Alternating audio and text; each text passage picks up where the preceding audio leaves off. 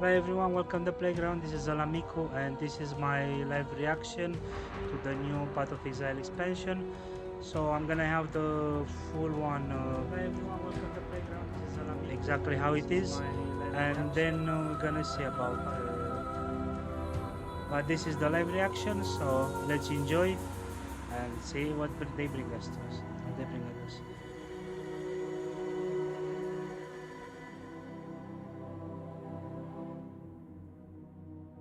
So I'm gonna have like the raw unedited part. We're gonna get to the patch notes. We're gonna get to all the news, everything they done, and yeah, then maybe we made like a section or something. So let's see.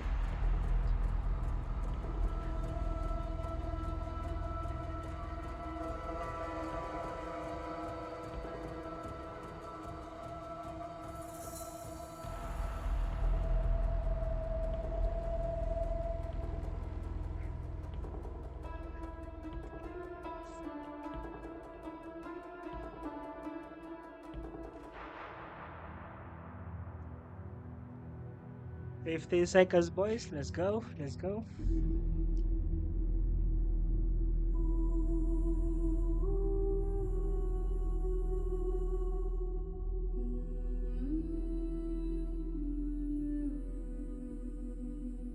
Hi, I'm Chris Wilson from Grinding Gear Games. Welcome to GGG Live. Today, we're going to show you an exclusive reveal of Path of Exile Settlers of Kalguur, which launches next week on July 26th. Twitch drops are enabled on today's livestream, so make sure you follow the instructions below in order to claim your Corsair back attachment. In today's stream, we will take you on a deep dive into the new Settlers of Kalguur Challenge League. We'll cover the league mechanics, its new and revised crafting systems, a new trade market system for currency, some sweeping balance improvements including 2 Ascendancy class changes, endgame improvements, some further additions to the campaign, and some quality of life features. Nice. We'll then talk about our console native port releases and the features that come alongside them. Finally, we'll show you our new supporter packs, ending with a live Q&A session where Ziggy D will ask Path of Exile's game director Mark your questions from Twitch chat. After the livestream, we'll drop the full patch notes. I'll hand over to Mark now to introduce the new league. We've really innovated with the content in this league, and I'm really excited to see what everyone thinks. So let's just get right into it with the trailer for Path of Exile, Settlers of Kalguur.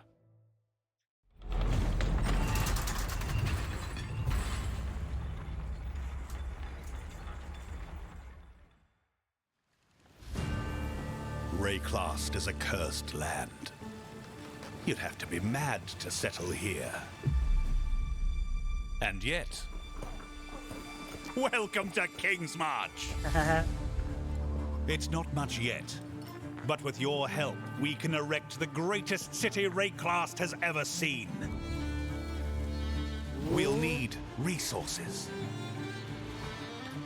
and savvy planning.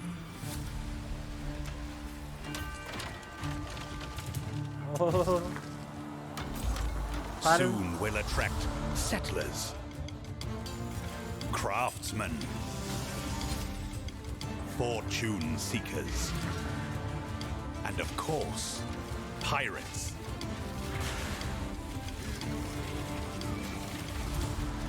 But if we prevail, our ships will be heavy with gold. We hope to achieve the impossible. Town simulator, please. We hope to build a home.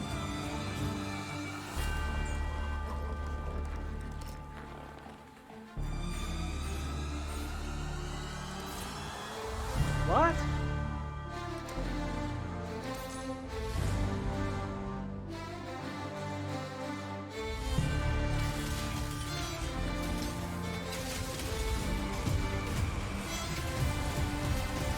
Melee League!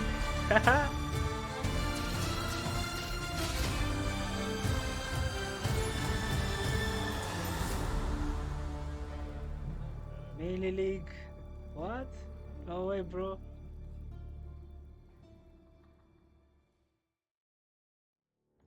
In Path of Exile Settlers of Kalguur, you will encounter some familiar faces from the Expedition League. Danig, Rog, Tujin, and Gwenin are Kalguuran people who are trying to establish trade between Wraeclast and their homeland. They have recruited many curious characters from Wraeclast, including some you may recognize, but are also seeking help of a powerful exile, like yourself. You will first encounter Johan, the King's Hand and Lionized Watch. He's there recruiting workers, traders, and exiles.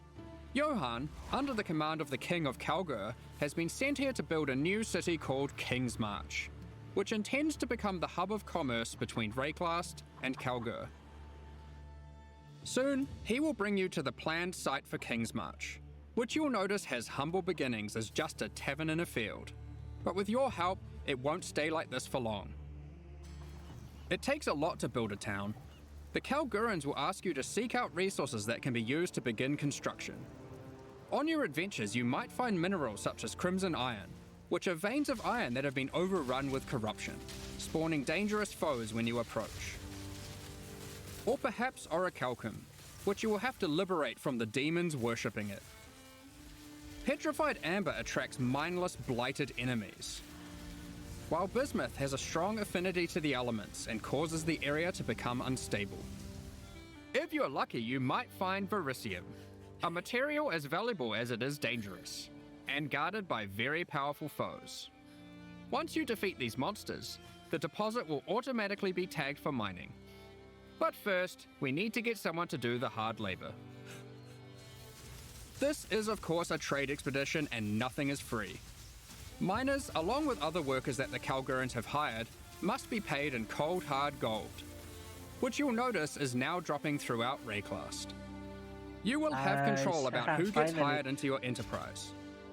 Once you have accumulated some gold, head to the town and talk to the recruiter, Raouf. He's been busy tracking down hardy folk across Wraeclast who are looking for work. You'll notice each person has their specialties and a wage cost. It'll be up to you to hire and fire as you please. Over the course of the league, you'll be searching for your perfect employees for each job. Once you have them, you'll have to keep them paid, safe, and alive, which we'll get into later. Here we have a prospect who has a specialty in mining. We'll start with that so we can begin to retrieve some of those resources we were talking about earlier. Let's go find some more and put our miner to use. Oh, we've found a vein of orichalcum ore.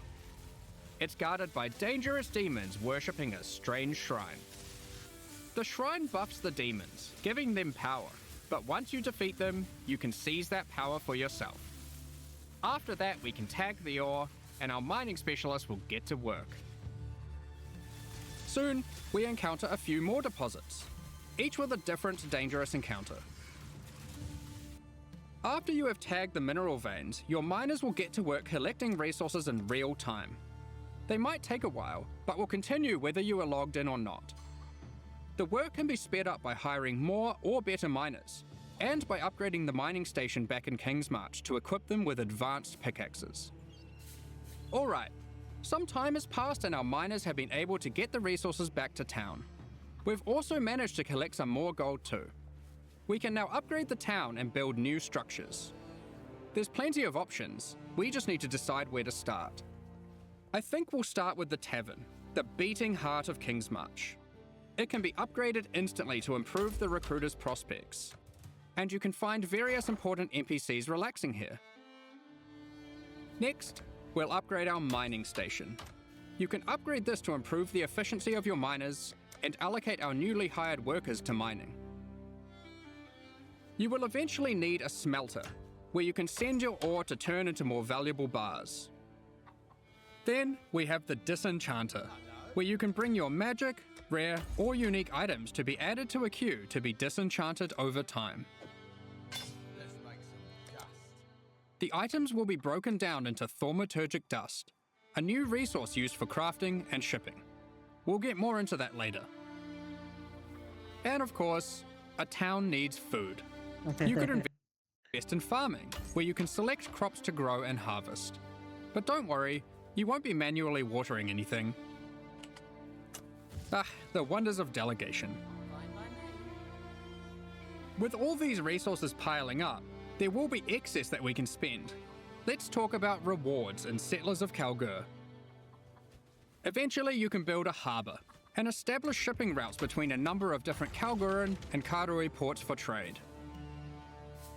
You'll be able to pile your acquired resources onto these ships and send them to a port of your choosing, where your traders will haggle for the best deals. Each port will return specific rewards based on what you send them. They accept all types of resources, but will have a preferred type that they'll currently pay more for. And you'll want to get onto this, because eventually you could be bringing in shipments like this. Whoa! This. No way, bro. Or even this.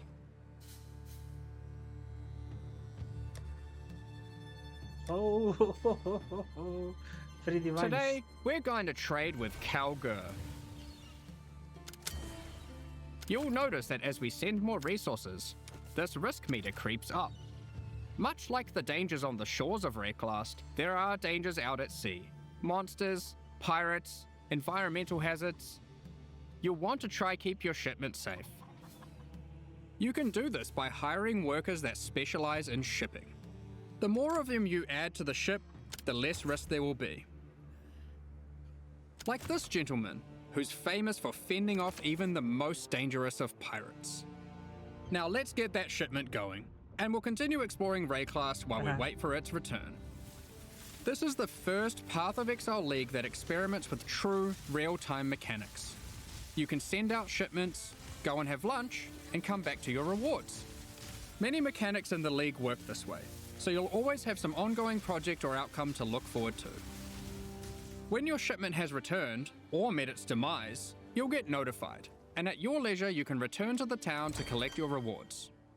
Our shipment returned safely, so let's go see what we got. Ooh, they've sent us a unique item alongside our rewards, perhaps hoping to secure us as a loyal customer for the future. Aside from shipping, the Kalguurans are big on their technology. They have hired Isla, a familiar face from the Heist League. She is an engineer who the Kalguurans have employed for a very exciting purpose. You're not the only one who understands how profitable running maps can be. Once at endgame, Isla can help you build a series of Kalguuran modified map devices. You can then put a queue of maps into them. If you've hired a few skilled Atlas runners, they will put themselves to work running those maps for you one after another. Look, more delegation. Once again, you'll be notified when the rewards are ready to be collected. You can put lots of maps in the queue, so don't feel obliged to go back there all the time. Be careful though. The difficulty of the map impacts the risk of your workers perishing. Try to pick your best workers, or perhaps just ones you don't like. Consider the difficulty too. Sometimes it's better to just run it yourself. You'll see there are many benefits to having a whole-ass town at your fingertips. Let's talk about crafting services. You should definitely consider building a runesmithing table. This is operated by Danig himself, using powerful Kalguuran blacksmithing arts. He can engrave runic magic onto your weapons using runes. There are many rune types and combinations to choose from, and you can unlock new crafts that can be applied to your weapons as enchantments. Our design intention here is to take powerful effects you would usually only find on unique items. Like this modifier, which you might recognize from Doomfletcher's Prism. Danig can apply it to your two-hand maces. There are over 100 different special crafting outcomes, ranging from ones very easily applied to very difficult. The rune types can be acquired through trade with Kalguur, or defeating powerful bosses. The Kalguuran tech benefits don't end there. We're also bringing back a formerly overpowered crowd favorite, Recombination. Isla is trying to master this. She just needs you to help her with getting resources. The system isn't as strong as it used to be, but it still allows you to combine two items together, hoping to get the best modifiers of each onto a single item. What did he get? Between running a town, shipping, and exploring, you'll Nice. be collecting a lot of extra gold. It is now the primary resource for two huge new quality of life features that we are putting to test. Firstly, you can use gold to respec passive points. This is Yes, a feature finally. from Path of Exile 2 that we've decided just makes sense to port back. The higher level you are, the more expensive it gets. And the next one is absolutely massive. A currency trade market. The Kalguurans have recruited Faustus, another NPC from the Heist League. He allows you to asynchronously buy and sell currency and most other stackable items with other players without the nuisance of price fixes and people who never respond. All you need to do is select what currency you want, say what you have, and your ideal ratio. It works kinda like a real-life stock market. Faustus will make the trade happen for you, so long as there is someone selling on the other end for the same rate or less. You'll be able to go back to blasting monsters while trusty Faustus does the dirty work, notifying you when your currency is ready for collection. All you need to do is pay him a small amount of gold for his time. Cards on the table, this is an experiment to see if this type of asynchronous trading has a place in future Path of Exile releases. We're very excited to see how it goes. Now, given that Faustus is an expert in black market trade and shady deals, he also provides another service, offering items for gold. The items will generate with random rarity, and on average the modifiers on them are better than normal. This can be a very nice way to get some targeted items during the campaign. For serious crafters, it can be a great starting point for making those elusive, specific in-game items, Damn. which perhaps you could take to the runesmith afterwards. It's worth noting that you can invite Faustus to your hideout, where he will always be available for respecking, currency exchange, and Nice. black market items. As your town grows, it will attract more attention, good and bad. Settlers of Kalguur features 3 endgame bosses that will close in on your operations, wanting a piece of the pie. They might capture and ransom your workers, even your entire ships. Ooh, that looks nice. You'll have to make some tough decisions. Will you take them on, or pay them off? One example of a boss is Sasan, the Bandit Lord. You won't stumble across this boss by accident. Instead, this unsavory character can come into your town at night and take your Atlas runners hostage, holding them for ransom. What happens next is up to you. Perhaps you'll refuse to negotiate with bandits, leading to a fight to defeat Sasan and rescue your workers. If you're not up for the heroics, you might simply pay the ransom in gold. Or perhaps these workers were especially disappointing, and you'll just leave them for dead in true Wraeclast fashion. They knew what they were signing up for, right? Of Nice, course, nice. the heroics might be worth it for other reasons. These bosses can drop new unique items. Okay. In sum, Settlers of Kalguur is a very experimental league with new mechanics that will completely change how you play the core game. We've been sitting on a lot of these ideas for a while and can't wait to share them with you. But there's a lot more to this expansion. Let's talk about balance. Well, Ooh. we've finally rebalanced the Gladiator. It's been a long time coming. Like before, there are passive skills that allow you to invest in bleeding and block. We've designed new skills replacing some of the old ones. Like this, War of Attrition, which is very handy for long sustained boss fights. Further alongside the Gladiator theme, this new passive allows you to combine different weapon types while dual wielding to get a variety of powerful bonuses. For Nice. example, holding a dagger will give you more critical strike chance, while holding a mace gives you more area of effect. Of course, you could just use Varanastra for all weapon type bonuses. And finally, we have a new notable which allows you to invest in the newly added Hello. retaliation Okay. skills. Good, I'm watching the... These are active skills which review. require you to meet a certain condition in order to use them. Once you meet that condition, you can unleash devastation on your foes. Here we have Eviscerate, which requires you to have a shield. Or for those who like to dual wield, Sword Storm, which is great for obliterating bosses. Here we have the Divine Retribution skill. This one has the condition requiring you to block. You can then unleash a devastating spell, causing lightning bolts to strike the ground in an X shape around your target location, doing huge amounts of damage. And of course, in true Path of Exile fashion, there are many avenues to invest in these mechanics further on the passive tree and a new support gem. You are able to increase the leeway duration after meeting the condition, reduce the cooldowns, or just increase their damage. The world's your oyster. Okay. The Gladiator wasn't the only Ascendancy class we've changed. As we develop Path of Exile systems, we often find ourselves reusing mechanics, increasing their depth, and allowing more avenues to invest into them. As such, the Raider Ascendancy class found itself lacking, with many of its passives commonly available elsewhere. We want our Ascendancy classes to always feel like they're pushing the boundaries, allowing you to change your character in ways that are meaningful and ideally unique. As a result, we've straight up removed the Raider, rest in peace. And we've added a new class in its place, the Warden. This class is largely inspired by its predecessor from the Affliction League, with a few changes. The Warden now focuses on elemental attacks, changing the behavior of Shock, enhancing Freeze, and replacing Ignite with Scorch.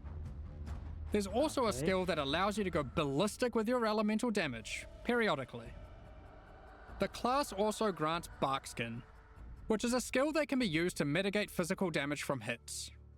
After taking a number of hits, it increases your evasion, making it a great defensive choice. Finally, the last thing the Warden can specialize in is tinctures. These are an alternative to flasks from the Affliction League. We're bringing them back with adjusted mechanics. Oh, nice. Tinctures can be placed in your belt, replacing flasks. You can inherently only have one tincture active at a time, and it requires a melee weapon to use. While activated, they grant a powerful buff. They can drop as magic items, or be modified with currency to grant extra bonuses. Here is a prismatic tincture. This one increases elemental damage by 100% while active. Whoa. You'll notice it has two extra effects. One is that it applies mana burn every second. Mana burn is a debuff that builds up while tinctures are active that causes you to lose mana, losing more mana for each stack. Tinctures also have a cooldown, so once you have disabled one, no other tincture can be enabled for a time. These changes make tincture use a more active and interesting choice than it was in Affliction. Both mana burn and the cooldown can be modified through modifiers on the tinctures or on the passive skill tree. Players will want to maximize their tincture uptime for sure. Here we have a couple other tinctures. The Poisonberry tincture is excellent for poison builds. The Rosethorn tincture is the choice for those wanting to deal critical strikes. You might be wondering, with the removal of the Raider, where has the Frenzy Charge investment gone? We've added a Frenzy Charge passive skill to the Deadeye, replacing the Rupture passive skill. On top of Ascendancy classes, we have revisited a number of core mechanics. This time taking pains to ensure easy access through the passive tree, skill gems, and simple items. We don't want all the powerful mechanics to be hidden behind layers of complexity. Let's just rapid fire through the key points. If you want more detail later, you can read the patch notes, which will be dropped after the livestream. Be sure to let us know what you think. There's a lot of changes, so be prepared for a bit of a shock to the system. I expect it will take several days for the dust to settle on this one. Firstly, we've made some drastic alterations to melee skills. Let's go, Let me melee. just rip this band-aid off. Melee totem skill gems have been removed. Oh. We're trying to adopt a philosophy with melee going forward that, unlike other builds, it will be far less oriented around set and forget gameplay. You will deal the damage yourself, and you should be rewarded for doing so.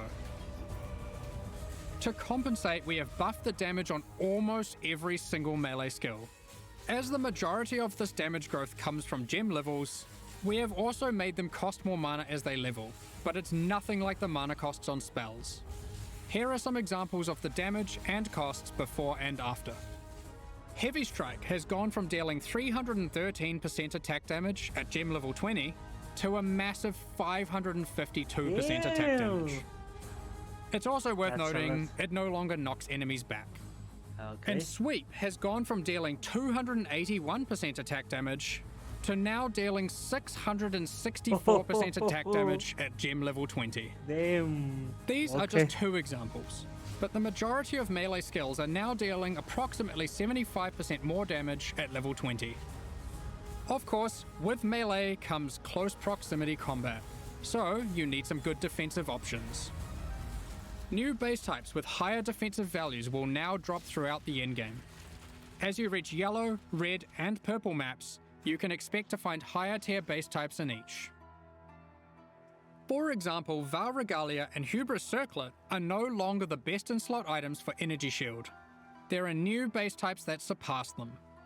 Combined with some quality 5 million changes, gold, which we'll lol. talk about soon, you can now get better items than ever before in these slots. To Nice. compensate, we have reduced the amount of flat evasion and armor from the Grace and Determination auras, but overall you're getting more defenses than before. Nice. On top Wow. of this, we have buff life modifiers on magic and rare equipment. You can now get as high as 189 additional maximum life from a single modifier on body armors, and more on other slots too. Kalm's Heart has also finally been restored to its former glory and once again grants plus 1000 to maximum life. I mentioned quality. Quality on weapons and armors is being changed to apply multiplicatively. In other words, weapons with full quality will give 20% more physical damage, and armor with full quality will have 20% more local defenses. For melee, this will mean a damage increase for almost all builds using physical damage attacks, and it will mean more evasion, Melee, we're armor, gonna go energy melee. shield, and Melee, ward for boys. all builds. Melee. Nice. Endurance charges no longer grant elemental resistances, but instead grant additional elemental damage reduction, making it multiplicative with resistances. Nice. You can now get 4% per charge, alongside the existing 4% physical damage reduction. To compensate, we have made some changes to the Juggernaut, and various unique items like Eternal Damnation. Nice. You can get more maximum resistances from the tree, specifically around the Marauder class start. These of course can stack with the new elemental mitigation from endurance charges. Let's go, boys. On top of this, Duels can now roll maximum elemental resistances as modifiers. Wow. Nice. Since we're Okay. making elemental mitigation more accessible, we've heavily reduced accessibility to physical damage taken as chaos or elemental damage. Those stats are still around, but you should not expect to be getting full conversion anymore. All block passives have been buffed, so you can now more easily achieve block cap from just the passive tree. Nice. The Keystone Versatile Combatant has been improved to have less of a penalty to maximum block. Okay. A number of Life Leech passives have been buffed to generally allow for more acquisition of maximum leech rate for life. Vow Pact has been reinstated to its former glory for instant Life Leech, but only for melee. We've Nice. reworked Flesh and Stone. Previously, this buff skill granted Maim and Blind, depending on the stance of our character. Now, while in Sand stance, the skill simply provides damage mitigation, becoming more effective the closer you are to enemies. While in Blood stance, enemies will take more physical damage the closer you are to them. This skill will now greatly favor melee or close range gameplay. Nice. Given we're doing a Kalguuran league, Ward has also received a bit of attention. There are new uniques that grant Ward, and the base restoration of Ward is now faster. To compensate, Olroth's Resolve has been nerfed, but Ward loop builds will still be possible. Anyway, that was most of the purely defensive changes. Now let's look at some of the offensive and utility-based ones. There are more and better ways to deal with mana as an attacker on the southern hemisphere of the passive tree. Nice. Finally. Wands, daggers, scepters, claws, and staves now have higher critical strike chance values than ever. Wands can go as high as 10% without modifiers, Wow. Sandstorm Visage has been made rarer to compensate, instead of reducing its power. For you wand attackers, wands now have higher attack speed than ever to compensate for their low damage. Wand exclusive skills such as Power Siphon, Kinetic Bolt, and Kinetic Blast now have faster attack times. Impale passives have been revised and in general buffed. Impale is back? The buffs granted by Warcries are now simpler but more significant, and more universal to builds. They also now apply to allies by default. Banners have been reworked. Instead of having a reservation cost, they are now free. However, they don't grant a permanent buff. Banners now need to be placed for the effect to be active. However, once placed, they are far more powerful than before. Additionally, there are new ways to prolong the effects and more ways to invest in them than ever before. Rage has been made more fundamental and discoverable. Rage is now multiplicative attack damage, but no longer inherently grants attack speed or movement speed. It has a new cap, and you can find many new passive clusters that allow you to invest into the mechanic. The goal is to make Rage more powerful as a baseline, and less gated behind the use of specific unique items and ascendancy classes. Hello, welcome to the stream. Thanks for the Berserk follow. has been nerfed, just so you're aware. We have changed how bleed works too. You can now find aggravated bleed on the passive tree. When applied, all bleeds on the enemy will deal damage as if the enemy is moving, for the remainder of their duration. The skill Ensnaring Arrow no longer interacts with bleed, so no more will you have to apply bleeds and swap to a bow. You can now achieve the same result using aggravated bleed passives without the annoyance. Rupture from the Deadeye has been turned into a support gem. We've added the new Overexertion support gem, which highly favours slam builds. Now, it's time to look at a hot topic, Magic Find. In the Settlers of Kalguur expansion, we are going to be removing item quantity bonuses from all character items. This will not affect existing items in standard leagues.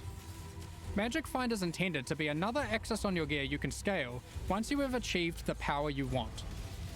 With item quantity being only available on unique items, this meant if you wanted to get the most out of it, you had to be playing a very specific build.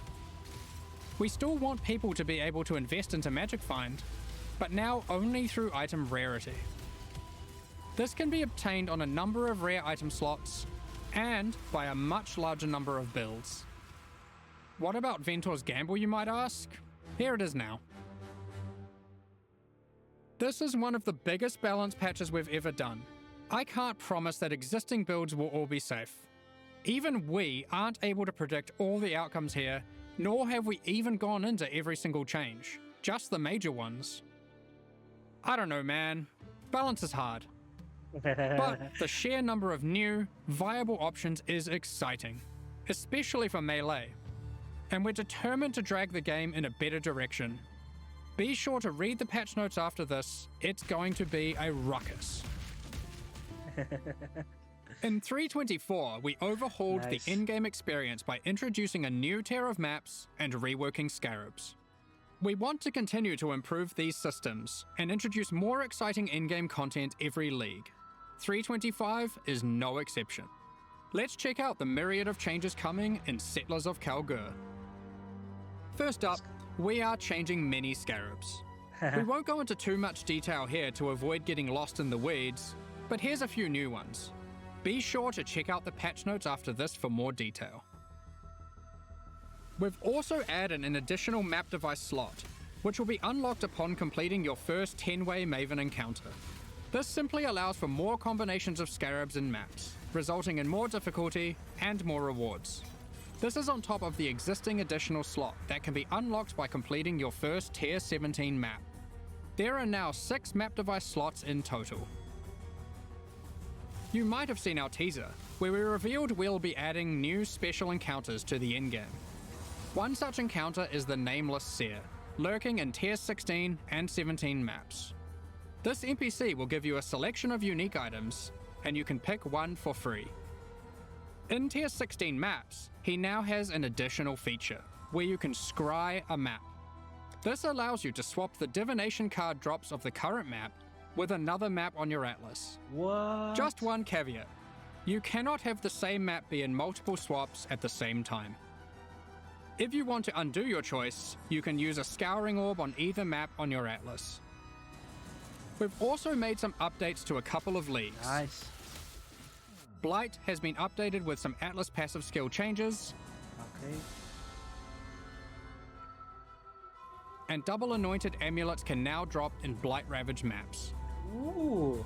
We've also introduced a new type of oil that can only drop from Blighted and Blight Ravaged maps.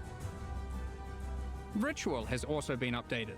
You can now find one new and many reworked base types, new unique items, corpses you can use to raise as specters, Haha. and occasionally a fragment, granting access to the King in the Mists boss fight from the Affliction League. He will drop a number of unique items that were familiar from the League, but not that which was taken, as it is now that which was taken away. However, he now drops a different modular jewel that you might recognize from the Necropolis League.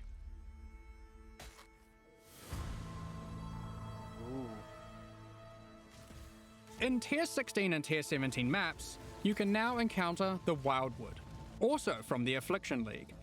In case you missed it, the Wildwood is a mysterious forest fraught with danger. In the darkness, you will find magical wisps yearning for freedom. Upon releasing them, they will empower the monsters in your map, promising more danger but more rewards. You may also find random sentinels on the ground near the start of your maps, from the Sentinel League. They work in a similar way to before. They aren't items, but you can click on them and then they can be activated in that area at any time of your choosing.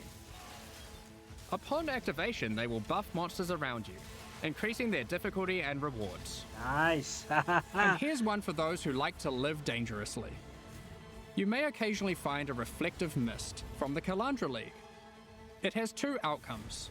It could drop a jewelry item with randomly enhanced or inverted modifier values, or it can give a reflecting mist item, which can be used on an existing piece of jewelry to perform the same action at a time of your choosing. Good luck! Nice. There's many other small changes to League content. We're removing the first 15 most boring waves of the Simulacrum and rebalancing its rewards to improve the chances of finding unique jewels. We're also adding some of the beasts from Einhar's Memory of Harvest Beasts to the core pool. This includes the Black Morrigan. In other news, we've added a set of new chisel types, which can be applied to your maps to get different bonuses. While the Cartographer's Chisel still increases item quantity, there are new ones that now increase rarity, pack size, increased chance for currency items, divination cards, and scarabs. It's also worth mentioning that chisels now apply 20% quality per chisel to white maps, 10% to yellow maps, and 5% to red maps and higher. Unique maps still require the full 20 chisels. Also, only one type of chisel can be applied to a map at a time. I'm seeing the chat, Bella. I'm seeing. During 3.24, we made a change to Tier 17 maps that allowed them to be rerolled with Chaos Orbs. We are now expanding the currency types that can be used on them to also include currencies like chisels and Val Orbs. Ultimately, the only restriction Tier 17 maps now have is that explicit modifiers cannot be removed from them. We have also revised the difficulty of these maps, as they didn't quite hit the mark. The monsters in them now have substantially less life, and deal less damage, meaning Tier 17 maps now better fit into the progression between Pinnacle and Uber Pinnacle content. Lastly, we've adjusted the drop rate of Valdo's puzzle boxes. Previously, we were adapting its drop rate based on the possible outcomes selected by supporters. So many supporters really wanted Mage Bloods, so the box was hardly dropping. Thus, we have drastically increased the drop rate of the box, but reduced the probability of getting chase unique items from it, like Mage Blood. Overall, we have taken care not to reduce the number of Mage Bloods total in the economy. we figured it was better to have more tickets for fun rather than barely seeing any boxes in a league. We've been hard at work improving the Path of Exile experience on consoles. Okay, let's go. With native ports for the Xbox Series consoles already being released, and PS5 on the near horizon, the game now takes full advantage of the console hardware. Loading times have been reduced even further, pop-in has been reduced, and textures won't start unloading in heavy scenes. Furthermore, overall visual fidelity has been improved for all new generation consoles. Path of Exile now uses the highest available resolution textures and water effects. We've installed a new upscaling algorithm that improves the crispness of dynamic resolution, with an additional anti-aliasing pass on top of that. With these upgrades, we also support variable refresh rate TVs and monitors on PlayStation 5 and on all Xbox consoles. In the options, players can now choose which aspect of visual fidelity they want to focus on: resolution, image quality, or target frame rate. In 3.24, we added some new encounters and secrets to the campaign. In Settlers of Kalguur, we're adding even more. We're not going to spoil them all here, but keep an eye out for anything unfamiliar on your adventures. Who knows what you'll find? I mean, I know, but still. There's an underground bunker underneath the refinery, guarded by powerful robots. I wonder what's been hidden away here. How do I unlock this mysterious door? What riches must lay inside? Blighted growths have appeared in the gardens and sewers of San. A vault containing riches can be found in the reliquary. As you might have seen in our teasers, there's a slew of quality of life features we've been working on. Here's a quick summary. You'll no longer need to interact with waypoints to unlock them. You can just walk by and they'll activate automatically. When using keyboard and mouse, you'll be able to pick up items from further away. We're adding static life bars to some bosses. Not all bosses will have them just yet, but we'll be adding more over time. You can now see which divination cards drop in each map by hovering over them on your atlas. When you die, you can now resurrect without having to reactivate all your reservation effects, like auras and heralds. Finally. You can start harvest encounters with just a single action. The amount of quality provided by currency items like whetstones is now based on the item level, rather than item rarity. Those currencies now apply a 20% quality to very low-level items, with that amount reducing as the item level increases. Next up, we're going to be talking about our new League supporter packs. Today, we're launching 2 new series of supporter packs, the Paladin and Penance packs. Each tier contains the pack's full face value in points, alongside several exclusive microtransactions. These packs are only available for the duration of the Settlers of Kalguur League, and will leave the store forever when it ends.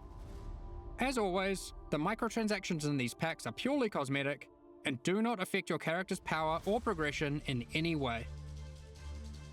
The Paladin series of supporter packs contains 6 exclusive microtransactions. Lol. Adorn your weapon or shield with the Paladin weapon effect. Nice. Make a show of leveling up with the Harpy Flyover level up effect. Equipping the Divine Paladin armor set will periodically cause slain enemies to be consecrated and laid to rest. This set also comes with a matching back attachment. Both the helmet and back attachment have options to display the radiant glow, or not, you pick. The Divine Judgment finisher effect locks onto unique enemies before obliterating them with a laser from the heavens. Nice. May your critical hits resonate across Wraeclast with the Cleric's Bell back attachment. Invite your friends to spend a day at the races in the Vasteri Racecourse hideout. Add rowers to the track to race them against each other. Or you can just spectate from the sidelines. The Penance Pack series also has 6 exclusive microtransactions. With the Penance back attachment equipped, a repentant soul is chained to your back and lashed with lightning. Ouch. Place none other than the Trial Master in your hideout and have him comment on your chaos A classic, but far fairer now than in ancient times. and Val crafting attempts. Your luck is over, fool. He even keeps a record of how many Chaos and Val orbs you've used in your hideout during the league, or across all leagues. Blood stains your armor the more life you lose when wearing the Acolyte's Penance armor set. The Zealot's Madness portal effect fragments as you near it. The Cauldron map device boils maps, fragments, and scarabs placed into it, keeping a tally of how many have been thrown into the pot in the current league or across all leagues. The exiled Squire pets follow in your footsteps, hyping you up for battles, No sweat for you, boss. providing pessimistic commentary, The cycle repeats. or voicing their disdain for you to bring you down a peg. About time you kicked the bucket. These packs are now available for purchase on both PC and console, and will remain so during Path of Exile, Settlers of Kalguur. Nice. Meanwhile, the Solar and Eldritch packs leave the store forever at the launch of Settlers of Kalguur League, so now's your last chance to purchase them. Thank you so much for your ongoing support. Now, we have one more thing to announce before getting into the Q&A. What? We are soon going to be running a small closed beta test for Path of Exile 2. Let's go! We have been Finally. taking signups for the Path of Exile 2 beta tests over at pathofexile2.com. We will only be selecting a very limited number of people for this first test, but if you want to make sure that you are considered, then head over to the website and register your email address now. We're hell just yeah. about to start the Q&A with Ziggy D. Let's go. Afterwards, we'll post Path of Exile Settlers of Kalguur's full patch notes. With release at the end of next week, our community team will be posting crucial information you'll need for Settlers of Kalguur's release. Keep an eye on the news. On release weekend, we expect to launch the new mystery box and this season's Kerax Vault Pass. Thanks for joining us today and checking out our latest developments. We're looking forward to building our towns alongside you, trying new builds, slaying monsters, and exploring new endgame strategies next week. We'll begin the Q&A shortly, so please get your questions ready.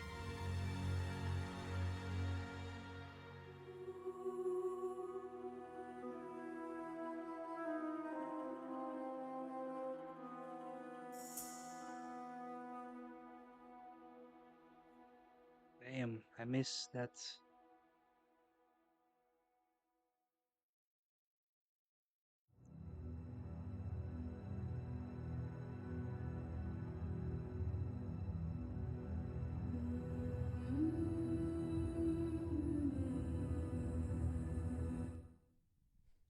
Good morning, Exiles. We are live from the Grinding Gear Games studios here in New Zealand. All three of us in person today for the first time ever for a very exciting and massive Q&A after some real whiplash from some huge announcements there. It just kept going. Like you guys just kind of got in a room together and set up the whiteboard and put everything on there, huh?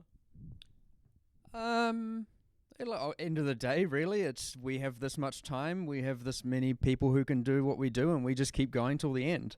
Like, it doesn't stop here. Like, we've still got one more week, right? Like, there are still changes that can be made, so we're going to keep making them. So, but yeah, it's huge. It is absolutely massive. Yeah, Jonathan was saying to me the other day, I don't think it's that big. And I was like, mate, that was crazy. It just kept going. Yeah, I mean, I guess from my perspective, I kind of look at this and I'm like, okay, when I compare it to the amount of stuff that's being created for PoE 2, it seems small, but yeah, when you actually think about it, it's like, yeah, it's pretty nuts. Yeah, fair enough. Yeah, making a whole new game there. But we are only talking about Path of Exile 1 today, and you gave it plenty of space to shine. And we've got returning leagues, we've got a whole new league with a lot going on, and some very experimental content as well. And with all of that, you did tease us once again with the concept and potential of a boat league, and yet you sailed away and left us stranded on the dock once more. What gives? It's very much not intentional. I suspect, and honestly, I honestly reckon if someone actually got a boat league, they wouldn't end up actually liking it. But we can only really prove that by testing it, and so maybe one day we'll get there. But until then, you're just going to have... There'll be boats, but you won't be on the boats. Maybe one day. We'll see. All right. We'll have to keep dangling that just out of reach for us. So, does this feel like to you guys, and I've seen this theory floated around a lot, of a bit of a send-off league for Path of Exile 1, in a sense that we've got the Path of Exile 2 beta kind of just around the corner now? I guess I don't really see it that way because, we intend to keep on making PoE 1 leagues. We're going to, it really is just, the standard lead cycle, it is hard as a studio making two things at the same time, for sure. But, that's something we just have to sort of get used to. And yeah, we certainly wouldn't want people to think, oh yeah, this is like the last PoE 1 league or something like that, right? It's definitely not the case. We're going to be continuing to make PoE 1 leagues, and, that like you should expect to see things of this size in the future as well. So, Settlers of Kalguur, it adds gold, and I think we should touch on that and the whole currency exchange thing first. So, it's obviously using gold for its features, its progression with the workers and upgrading buildings and things like that. But you're also experimenting with some core game features like respecs and a trading fee for the new currency exchange. Huge announcement there. So those that have been following Path of Exile 2 will be familiar with the concept of gold and why that's a thing that you might add to the game now after it's not had gold for so long. But could you explain what is the idea behind gold? So really, gold is something that PoE 1 obviously never had. I think it's something that, in retrospect, I think that didn't help the game. The important thing with gold is that it's not used as a trading currency. Like, gold needs to be something that is only, it's bound to the individual character, and that means what it effectively is a measure of how much actual play that you've done, right, since you can't trade it between players. And that means that it's actually ends up being a perfect currency to be able to do something like gate the player-to-player trade with an automated system like that, because in order to be able to you can't just sit there flipping all day. You actually have to be able to go and play the game as well, and that sort of prevents the kind of crazy inflation that you can get with other automated, auction house type systems that you see in other action RPGs, or at least that's the theory. But the thing is that we have to test this stuff, and this is the reason why we're really keen to do it as a league mechanic to start with, to sort of see, is it going to work? Is the economy going to go weird? What's going to happen? That way we can kind of dip our toe in, see what happens. Test this, because the thing with this trade stuff is you really cannot test it, like in the office, right? Like it is simply, we don't have thousands and thousands of people that you would need to be able to actually see how that goes. So on some level, we kind of need our community to see what happens with the economy to be able to test something like that. And that's just, one of the few areas where that's like that. What we're hoping is that everything just goes fine. It's just way better. We can then immediately put it in, the core game as soon as we've done with that, ideally without too many tweaks. And then that'll be good, but we really have to see by putting it in a league first. The thing I really like about this gold idea is that it allows you to effectively be converting this idea of friction in the user experience of like physically trading into actual gameplay, right? The stuff we like doing, for sure.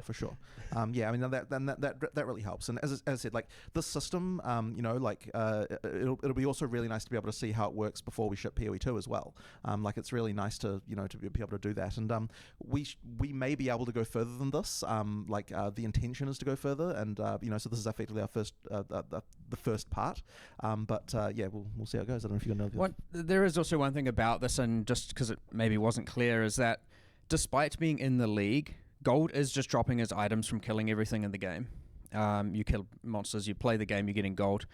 You don't actually need to engage with the league to use the gambling, use the respecking, or use the currency exchange. So despite being in the league, and the gold is only dropping in the league due to us being more experimental with it and seeing how it goes, like if you don't like the league's mechanics, it's not like those are gated behind that as well. I just wanted to clarify that, just in case anyone was thinking, I don't want to. You can just invite Faustus into your hideout and then just use them for that, and and that can be the only thing you do if you want. So all that currency exchange, the item gambling and stuff is all like fully accessible, even if you basically don't do any of the other stuff. For sure. Yeah, For sure. which means, of course, if it is successful, it can port into the core game very, Yeah. very easily. You just turn gold drops on, put Faustus in, done. I mean, there's a little bit more than that, but that's generally the summary of it. And it doesn't have to come with the whole kind of city building element and all of that comes alongside it. Yeah. Yeah. So, do you see it being something that's likely to stick around then? And that's kind of the intention. That is certainly our intention. It's just that we want to be able to still have an out if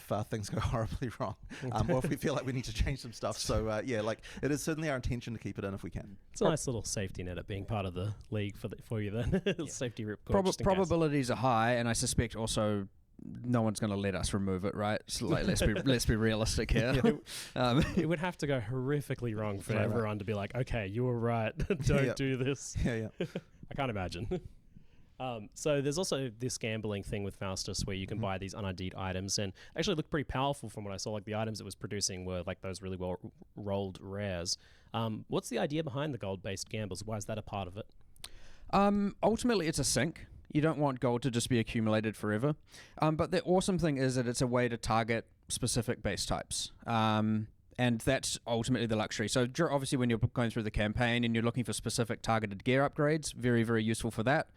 And it, as you get higher and higher level, I guess as you upgrade your tavern, I guess technically sort of, but also as you just get higher level, it upgrades the modifier tier rating, which was a term some people might not know, but it was used in Necropolis League, which effectively cuts off the bottom X tiers that can generate. So the items by endgame will be generating with a minimum tier higher than something, and thus they are pretty powerful items. It's worth mentioning that there's quite a lot of changes in this league around the idea of how can we make rares more viable than uniques. Like quite a lot of the balance things are actually around this idea, and that extends to things like adding more base types higher up and so on to make it so that there's that they can compete with uniques more. The higher tier life mods, all of this sort of stuff, and the gambling and the ability to get rares this way as well is once again another part of this. So we really want to try and make it so that and the reason why that's important is because if like Mark said in the video with the item quants problem as well, that was one of the other things that sort of meant that you had to be tied to specific uniques, for sure. And so we just wanted to remove more of the barriers that allow people to just be able to use rares, and then that opens up for more different build types. If less uniques become mandatory. That's as I said, it's just another one of those things that kind of affects that. So with that being an attractive expenditure of golds, how much do you want players to be able to trade currency freely between each other with this very fast and asynchronous currency exchange system? Obviously, gold is your ability to control how much of that's happening in terms of volume. How liquid do you want any currency orb drop to be? So for currency in particular, we're fine with a very high amount of liquidity. Later on, we've talked about how in PoE2 we're going to be doing asynchronous trade for items as well. For that, we need to have a bit less liquidity, and the reason why is because currency can sync itself, there is its own currency sync. So effectively, that means that we don't have to worry too much about fast trade there. The relative value should establish, and everything should be okay, and it shouldn't matter too much about that being highly liquid. That said, there is still a gold price to do it because we don't want people literally just sitting there just doing only that forever. But that this is something that we don't want to. It certainly should feel like if you're just playing regularly, that you can get all the currency you want from the trade market and you don't feel restricted by the gold price. It's not intended to be something that a normal player would run into, assuming that they're just doing normal things with currency. Of course, it is still meant to have high friction early game. Because you don't want to demean the leveling experience and the new player experience where they think the right answer is to go and just trade all of the stuff away. You want it to be that you're more finding items there and getting things organically, and only later in the game does it become. So the gold prices late in the game are not a roadblock at all. The gold prices early in the game are a roadblock. So that's kind of preventing that early game kind of issue. Because you want an alch when you're leveling your first character to feel like an alch. Yeah, exactly. Not to be like, you don't this should be chaos. Yeah, exactly. Yeah, okay. But that honestly sounds like a relief that you're not worried about that sort of thing too much, because that that kind of incentive to hoard currency and not spend it all while leveling is always a bit of a bummer. Right. This feels like a bit of a momentous occasion, the the currency exchange. This because you've had this whole system of the currency that syncs itself and stuff for so long, and now finally blending that with gold and this system, huge. Yeah, for sure. I mean, it's also just a mental block as well, right? Because it's like, how can you add gold to PoE? It's like, it's just one of those. It's one of those things. So this was one of the key components that was part of like designing the league. It was largely like how we started from that point. Because again, when you ask most people in the office, most players in the office and outside the office, what is the like number one problem with Path of Exile? And what experience gives them the most negative reaction? For sure, it's often trade. Yep. And especially, and I can't remember if it was last league or the league before, and I was trying to buy. What was I trying to buy on the currency? It was like one of the catalysts. I was like, okay, I just need a catalyst up my rings and ammy. Oh man. And you get 100 people on the trade website. Yep. I just went spam. I got 100 people. And guess how many replied? Zero. Zero people replied to me. Now I know you're meant to scroll down because all the top people are just bad actors. And then it's like, okay, I actually got to a point where I was like, okay, genuinely no one replied. And then like so I was just like on Discord, I was like, yo, I need some help buying these things. Can everyone just start messaging everyone trying to get these catalysts for me, please? And so yes, it is actually one of, or was hopefully to be no longer soon, the most frustrating experience you can have as a player at any game. Something else. And so when we're designing the league, we're like, okay, if this is the number one problem, how are we not taking some sort of stride to solve it? And so that's kind of where, well, it almost acted as the basis of how can we build something around that, because then it's gold, and then it's like, what can you do with gold? And then we just extrapolated from there into all kinds of things. So yeah, I like that a lot of what we're developing now is coming from a how can we solve actual problems first, as opposed to just, as opposed to entirely like how can we add cool content. It's like how can we do both of these things at the same time? And I feel like a lot of what's going on in this patch is with that philosophy, as opposed to just here's cool stuff. It's solving problems and adding cool stuff at the same time. I love this trend of you just doing the thing we do and being like, this is awful, just like you said. Actually awful. Like I tried to, in that live stream, I tried to voice my disgust at when I talked about price fixes and people who don't reply. But like, if you had got my actual emotional reaction, I would have probably been screaming a little bit and raging like a little bit more. Yeah, most infuriating thing. And it was one of the things that ground me down last league that stopped me from enjoying as much as I could. So it's huge, and it really pairs in with like the Scarab changes and stuff recently as well. So we'll talk more about that later. But the currency exchange includes fragments, scarabs, anything that's homogenized. Exactly, that's the word. So yeah, so obviously it can't work with things like maps and so on, because they don't, they're not all identical. It's just anything that where they're exactly the same. No one item can be distinguished from another. It has to be able to stack. Is ultimately the goal. Yeah. So yes, use the existing trade system for the things that can't. So that's like beasts can't be, maps can't be, incubators can't be because they have a level.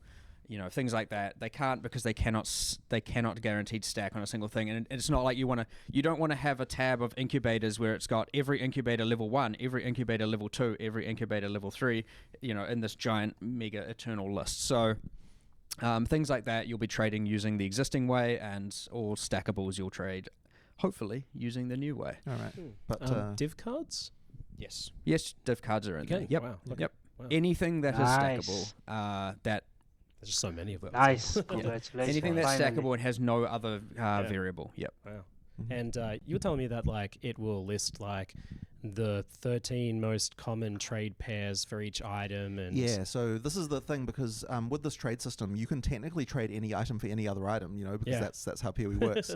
So we have to have some kind of way to basically tell players, okay, so here's the actual thing that like people are trading this with.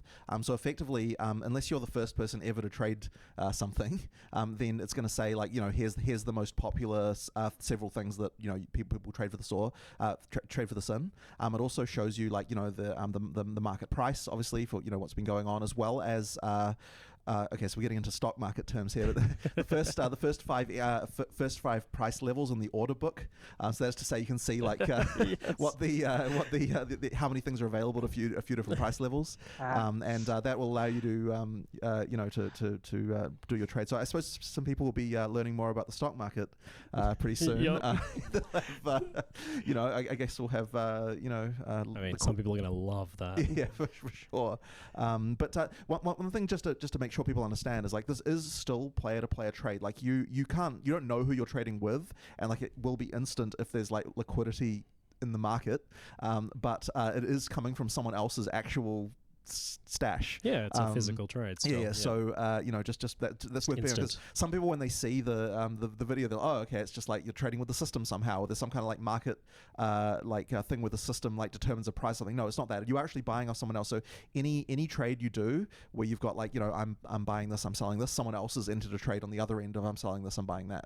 And the prices are all set by players. That's you guys setting that stuff. Exactly. There's a few other things I'll just mention as well that are adjacent or that got implemented as a result. So like when you're adding them, it will pull from your stashes. It won't. You don't have to move everything to your inventory first and then do it. So you can, because if people might be wondering, okay, if I want to sell or trade away 5,000 chaos or some number of chaos that won't fit in their inventory, as long as it isn't their stash, you can do it. You can do up to 65,000 of a given currency in a single exchange. Nice. If you have that much. What else? There are shortcut binds for moving all of them to your inventory, so you don't have to like control click spam 1,000 times. It is, I believe, control right click will move all of them to your inventory. And also, as a bonus, we have implemented that to and from the stash with all stackables as well. So you can control right-click on a thing in your inventory to move all of that type into your stash, and vice versa. Finally, my 35-year-old hands are falling apart. Thank you. Yeah, same. Yeah. Best change. Very good. So if this is successful, do you see it being something you expand to being able to do other things that aren't homogenous, so maps and gear and things like that? Well, that's certainly the plan for PoE 2, and it would be nice to be able to do that in PoE 1 as well. We just have to work out how it can work exactly. So I believe that we will get there, and that's certainly our intention. We'll see. This is the first step to that's have the intention. Like this part, game. I think though is like solving quite a large amount of the problem, because I think this is the currency is what you're doing all the time. You need that to be easy. So like we figured that we needed to get this part out there first. Yeah, historic for the first time ever. That's been we want to do this unless something goes wrong. Yeah. Amazing. Perfect. All right, well, we'll leave the currency exchange there. Thanks for the extra insight on that. Did you have to resist the temptation to go like full candle graphs and all that stuff? I'm sure at some point. I'm sure at some point this will start to happen. We'll have like community like websites of like all the technical indicators and like all that sort of stuff. Mad Money YouTube channel. Yeah. It is worth noting also on the currency exchange, I will be posting a video on Monday just for anyone who's unclear, or Monday or Tuesday, New Zealand, for anyone who's unclear on how it works. It's a little bit of a like currency market for dummies kind of thing. It's just goes over the basics and hopefully, it's room for either feedback on UX if they see anything that wants to change, or of course just better understanding of how to use it. It is very easy for someone to get very scared looking at it and go, I don't quite know what to do. But it is pretty straightforward. You just, it can be easy to fare yourself out of buying or selling stuff, because you may be like, I don't know what the best ratio is, and it provides all that stuff for you. It's pretty straightforward, but still. So hence putting out a video to try and help people out, in terms of understanding when they're going into it. And thank you, Mark. We'll see how it goes. Mate, I'm definitely signing up for your trading tips newsletter. Can't wait. My trading tips currently is like spam everyone and get really angry. So hopefully it's no longer that afterwards. That's all of our strategy currently. Excellent. So returning to Settlers of Kalguur, how did this very cozy concept for the Settlers come about of this town building thing? Well, I know what you pitched me on first was Pal World League. That was the first pitch I got. I remember your initial response, I think, was, "What? Hold on, that could mean many things. Does that mean we have guns?" And I was like, "Well, maybe." Like Pokemon things. So it kind of like it moved around a little bit from the initial pitch. I know, like, 'cause I mean, we the first pitch was definitely too complicated with all sorts of like, it had like way more stages of different products and all sorts of stuff going on. Like it was pretty crazy, and so it kind of got put into a more sort of like PoE applicable like way. But yeah, that was the initial one at least. But I don't know if you've got a Yeah, it was coming from again the philosophy of wanting to solve problems. So I wrote down all the problems. And I was like, how can we solve all these problems? And it was like, well, if you had an NPC for each, and then it's like an NPC, well, that would mean a town for each. And then you want to make some game mechanic out of it, so you have some level of automation and stuff like that. And yes, there was a very, very, very long list at the start. And we ended up just refining it down to like, here are the actual important things that we can do and want to do. But yeah, and then obviously how the rest of it came about, the coziness and using Kalguur and all of that stuff, ultimately just comes from the fact that it's like, well, one thing that takes a long time in development, like a very, very long time, is art, right? It takes a long time. You got your concept, you got research, you got, all the way through to the actual modeling and everything. It is a long process. So all of a sudden when you can be like, well, we've got all this art from this other game here. Andy? Yeah. So we actually thought it would be pretty cool, basically, because in Act 4 and PoE 2, we've got this whole thing of like the Kalguur and making a settlement on Wraeclast. We thought it would be just cool to sort of tell that story of how that happened here, and we've got some of the stuff like we're like, it would be quite nice to do that.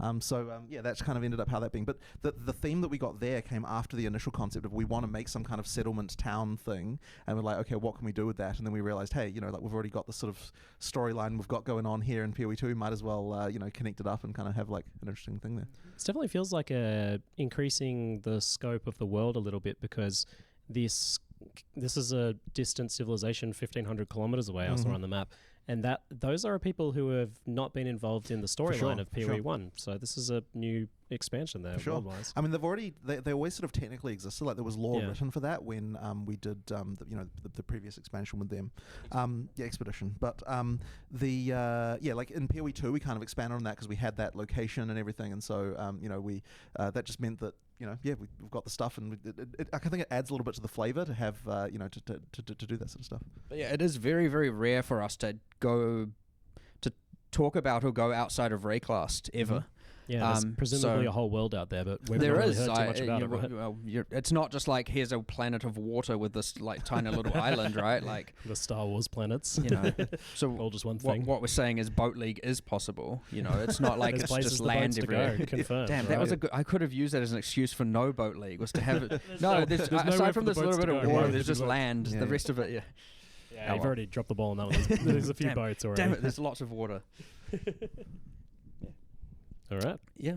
So this idea of this is very much like a meta progression league, right? Like, and that's not a new concept. The idea of like a league having its own sort of progression outside of your personal character progression, but this is definitely the main flavor here. It feels. Is this something you specifically wanted to give players, like a greater context for their things that they're doing? So they're doing their Atlas, but they're getting golden resources and progressing this whole other thing. I mean, for sure, but I will mention that, like, I guess it wasn't dwelled on a lot in the video, but like the resource gathering thing, like those encounters are encounters that you're going to be encountering through the world, and they have their own mechanics and stuff, which obviously Mark can talk more about. So like that is definitely like content there as well. It's just that like it's kind of not as easy to show. Like we kind of needed to show about all this sort of town stuff, but those encounters will hopefully be very enjoyable as well. And that's kind of like, I suppose you could call that the meat and potatoes in some sense of the league, because that's what you'll be doing. Every area you're going to find these things and have to do those encounters. So. Yeah. So what's that content like in maps then? Yeah. So you got one in every area. Well, aside from something like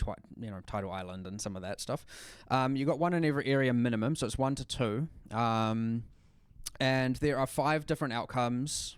Kind of 6, but we'll go over the 5 and so you can find different minerals. So the first is Crimson Iron. Crimson Iron is like iron that's overrun with like corruption. So you have these 3, 2 to 5, as it goes up as you go through the game, of these kind of growth spawners, and they're spawning demons or monsters. And then as you kill each growth, the other growths heal, like surge, spawn more monsters, and they accelerate. So they get slightly harder over time. So it's just a full monster encounter. Upon completing it, you get the ore. You've got Orichalcum, which is like guarded by these also demons, or demons were worshipping it. And you notice it had like a shrine icon. So after you kill all the demons, you get the shrine buff, which is, without immediately it sounding underwhelming, the old you had the old like shock, well, you got the shock nova and firestorm shrines, except like done actual damage. So like all of a sudden you've got meteors and lightning storms raining down around you, and they are actually designed to kind of destroy monsters. So you get just this spike of power where you can kind of just run through and let them just obliterate everything. The third is petrified amber, which is looks like a little kind of like a tree thing, and clicking it, and all of a sudden heaps of blight-esque monsters kind of come out of the ground and try and attack it. And it's almost like the old Aurion missions from way back, where you just have to protect this tree from the blighted monsters. It's not very difficult. Like, none of these are pitched to be very, very difficult, but they are going up in difficulty in the order that I am explaining them. The fourth is Bismuth, which I suspect will be people's favorite. The way this works is it's guarded by magic and rare monsters. I think 3 packs. I think 1 is rare. Well, maybe early game not rare, but late game it's like 1 is rare, 2 are magic. And they have an extra elemental modifier on them. Like the rare and magic mods, they just got an extra one that's elemental aligned. And when you obviously kill them, there's some free 3 packs of monsters. No one's going to complain about that. You click the Bismuth, it releases the elements into the rest of the area, which will apply elemental modifiers to all magic and rare packs in the area. League monsters have a lower chance of getting them, so it's not too out of control. And that does come with the difficulty, but it also comes with the increased item quantity and rarity that It's a bit Wildwood, the mods come with. it? Yeah, a little bit, yeah. Obviously, it doesn't spawn frequently enough, so I don't expect people to do the whole, run around the whole area killing nothing before clicking it. Yeah, nice. You'd be wasting all of your time. However, of course, I can imagine it is the Magic Finder's dream, even though Magic Finding is nerfed, but whatever, that's a different thing. It is the current, whatever is to be Magic Finder's dream. Magic Find's buff because it's better now because you don't have to wear crappy gear. Well, sure. Well, yeah, sure. Whatever state it's in, or however you feel about it, it is the dream for that person, because obviously you can find I believe you can find 2 of them in an area, and all of a sudden you're doubling up on that. I will obviously double check that, but that was definitely the intention. And then, you're getting like these kind of elemental tornadoes spawn throughout the level. Obviously, they don't spawn when all the monsters are dead, so you're not just like losing and getting killed by a random tornado. And then the 5th encounter is Verisium, which is the thing that the Kalgurans love so much. And that very much is... it's like the encounter from Crucible, where it's just like... interact with this rock, and it like builds up the amount of Verisium and like spawns all the monsters around it, and then you fight them and kill them, and you get the Verisium at the end, and the monsters, you can see them kind of merging and upgrading over time. And so it's a little bit of a pick your own difficulty. Obviously, it doesn't have the whole, I talk about Crucible, it doesn't have the whole weapon tree ruckus going on and having to put an item in there and all that. It's just, here's your encounter. And then, of course, there is one boss as well, so occasionally you find a kind of hollow in the ground. One boss. Yep. Okay. It's in-game, very much in-game. Quite difficult, and he is guarding a lot of Verisium, and also, again, can drop a unique, and I'm pretty sure all those bosses drop a pretty substantial amount of gold as well. So you've kind of got like 5 micro league mechanics kind of just there also, like on top of all that stuff. But as I said, it wasn't really covered like that extensively in the video. So I guess that was something that people, like that's your kind of like main combat stuff that you're kind of doing, that's in area. And you've got the bosses like attacking your town and there's a couple of things like that. So there's kind of other things. So there's actually a lot going on with that, that more so than what was kind of explained. But all that to say, there's a lot of words to say that it seems like a classic fight monster in circle. For sure. Fight monster in circle. It's 1, 2, it's 2, 3, 5. So 4 encounters fight monsters in circle, and 1 is fight monsters in whole area. Perfect. Yeah, those are everybody's favorite. So even if you're not that into the meta progression side of things, it's still a fight monster in circle that you get. Yes, of course. Good. It all comes back to that. It is expected, and again, you can. There's no real harm in like just doing that for as long as you want, accumulating as much gold as you want, and then if you want to engage with the town later or something, that's always something you can do. End of the day, the gold is going to be your primary restriction, so being able to just farm for ages and get a whole bunch of gold isn't going to and while not necessarily engaging with the town, is not going to set you back that far. Yes, this is very much a take it at your own leisure here. 100%, And yes. that touches on the next question, and the one that when I watched it, I was like, this is the thing people might be most concerned about, is the somewhat controversial Real area time. of game design, Real timers, time. right? Yep. So Sure. we worried that this would give people ick because they just have that around timers. I can see what you mean, and like that was honestly when I was talking to Mark about like, what's the thing that's going to be the controversial thing about the league. That was certainly up there. One thing that we're wanting to make sure that's really clear though is that you can stack a lot of work like on like in your town that can be done in a queue without you having to come back. So it's not like you have to come back every freaking hour to like check on anything, right? Like you can you can queue days of work and like if you're doing like your map runners, for example, like you've got your big queue there that you can do, and then like you can just come back and then they've done all the maps, you get all the loot from all of them. So you can just log in when you normally log in. It also doesn't mean it's so long. Like there's these sweet spots in time that we've really aimed for, right? Anything too short, highly annoying. Check it all the and time. then anything too long feels like a mobile game. Right. So we have this kind of sweet spots for a lot of them where it's like for example, you have your queue of maps, but I think, I will note, like I'm going to say some times, but it is like highly variable, and you have the agency based on how much gold you have, the skilled workers you have. You can get these things pretty damn quick. You can, but you can also have them take a bit longer, and it's not necessarily the right or wrong answer to go either way. So if you want faster turnaround on your rewards, you do have some agency on that. It'll just cost more gold to do so. And if you want to have like a slower turnaround, and focus your gold somewhere else, that is entirely up to you if you want to do that. So it's got a lot of agency. However, we have been experimenting with numbers like a lot. It has been discussed constantly. And for example, with the shipping, you had the port of Kalguur. That's the one that has the longest distance, or the 1,500 kilometers. That does take the longest. And I currently believe it's like, towards even 10 hours. But there are ones that are going to take less than 1 hour. And now there are advantages, like a longer shipment will yield better rewards and have higher risk and different rewards. Each port has different unique rewards, and a closer one, but it's not like such a differential that you're always going to do. Well, it's hard for me to predict exactly what players will think that is the best answer, but it shouldn't be the case that you're always doing the thing that takes you feel like you have to do the thing that takes like 10 hours. So there's lots of quick things, lots of long things, and it's kind of up to you how you want to engage with that. And I think that's honestly what mostly differentiates a lot of this, aside with the fact it's also gated by gold, which requires you to actually play the game. It's not like it's just some AFK town.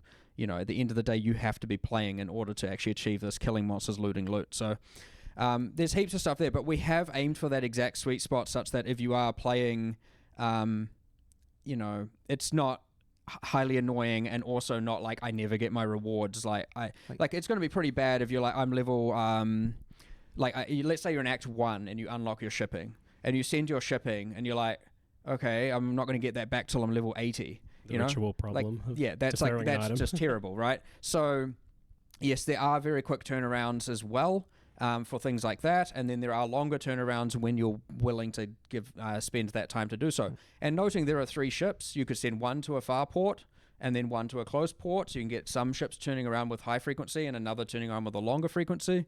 And the same with the mapping. It's entirely based on the difficulty of the maps, and again how skilled your runners are. So if you want to have higher turnarounds as well, you can put in either easier maps, lower tier maps, or you can put in more difficult maps. Now, I did note in the live stream, the timer on the mining was before we had done any iteration, so I'm pretty sure it had some real absurd amount of time to mine that ore. That was just a straight mistake. Does not take that long. It is much, much, much quicker. It's also worth mentioning with the stuff is that, like as I was saying with the queues, like, okay, you can just put as many, like when you find resources and there's that sort of mining queue, it's not like you have to like manually reassign your things every time. Like they just move on to the next task. Yeah. So effectively what that means is that, you're not having to come back every, like, and refresh them. You just play, and then the only stuff you have to come back, anything where you'd have to come back and reset them, like for example with the mapping, the queue is long enough that you can just like jam a bunch of stuff in there, and then like what I don't want is you to feel like you have to like wake up in the middle of the night and like freaking put more stuff in there and then come back. That's what I want to avoid. Like it should be that you're still coming back at the normal time that you would play, like that is our design intent. And so if that's not, like we need to make sure that we're balancing it correctly so that that's the case, that you don't feel pressured to like log in at some time you wouldn't normally do it. Yeah, this sort of thing can be fun because it's like you get to come back to rewards and Yeah, yeah. and progress, and everybody loves progress and Yeah, yeah, yeah. progression, right? For sure. We're addicts for that stuff. That's why we play this genre. But I was definitely concerned about that idea that would have to, I feel like if I didn't get on in half an hour after I was planning on logging off, I wouldn't be able to reallocate my workers. Right. But you don't have. It just does all. Yeah, it just all does that. it. Well, we're not making a mobile game here. I know that's the and you can't pay to skip association. any of these timers. Of course not. And I'm not going to also at one point. I know. Look, these things are always going to be divisive. They're not necessarily going to be globally loved. And part of it is just you're going to have to try it to understand.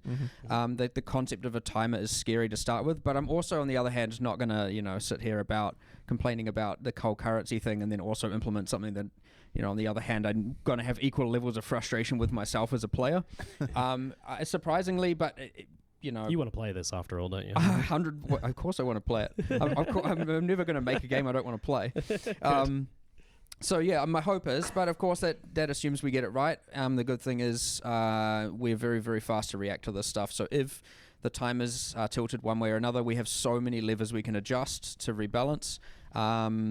It is, of course, we get our internal feedback, we get our alpha feedback on the times, but that's still a very small subset compared to everyone. So I could expect, if things aren't right, if they're off, if something is taking too long or too short, or there's not enough agency, we're very, very quick to be flexible to that stuff and react to it if we have to. But yeah, it's interesting and it's new for damn sure. Yeah. But I'd say I'm more definitely on the side of excited over worried. Good. But there's always a little bit of worry there. It comes with the job, and I like that you guys are still trying new things. Whether they work out or not.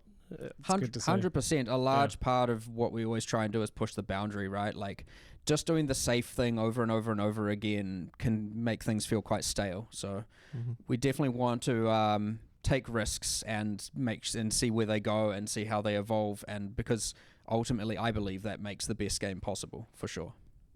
Keep trying it. One more quick nuance about that is the progress on timers and things, that's all even online versus offline? Yeah. Okay, so whether you're you don't have to stay logged in, online to speed things up. No. Good stuff. The only things that can happen that disrupt it, which is obviously if your map, if your ship gets commandeered, it can get commandeered offline or online, right? So it can stop it. It isn't something that happens ultra frequently, and you can avoid it. You can get it to the point where a commandeering will not occur, and the same with your Atlas runners being kidnapped. That can occur online or offline, but again, it is avoidable. It doesn't have to happen. If you can get good enough people and run slightly easier content, and all of a sudden there's no risk of your Atlas runners failing or anything like that. Yeah. Speaking of risk, so how does this scale with map tiers and map effect and stuff like that? So as you move up through maps, do you get more resources, more gold? Does it scale with map quantity? So your mods? Yep. Gold scales with everything that drops would scale with. In party, I get my gold, you get your gold. We cannot share gold. Obviously, there's no point in having it if you can't trade it. Then all of a sudden, items do not sell for gold, so it's not like you can trade items to bypass that. But everything, item map quantity scales gold. Yep, all the same. It's auto pickup, obviously. With obviously the new enhanced item pickup radius, and the amount of ore also should scale with quantity. Yes, obviously, much like sulfite, I guess, from Delve. That's probably one of the closest comparisons in terms of giving you a resource. Yeah, that makes sense. Yeah.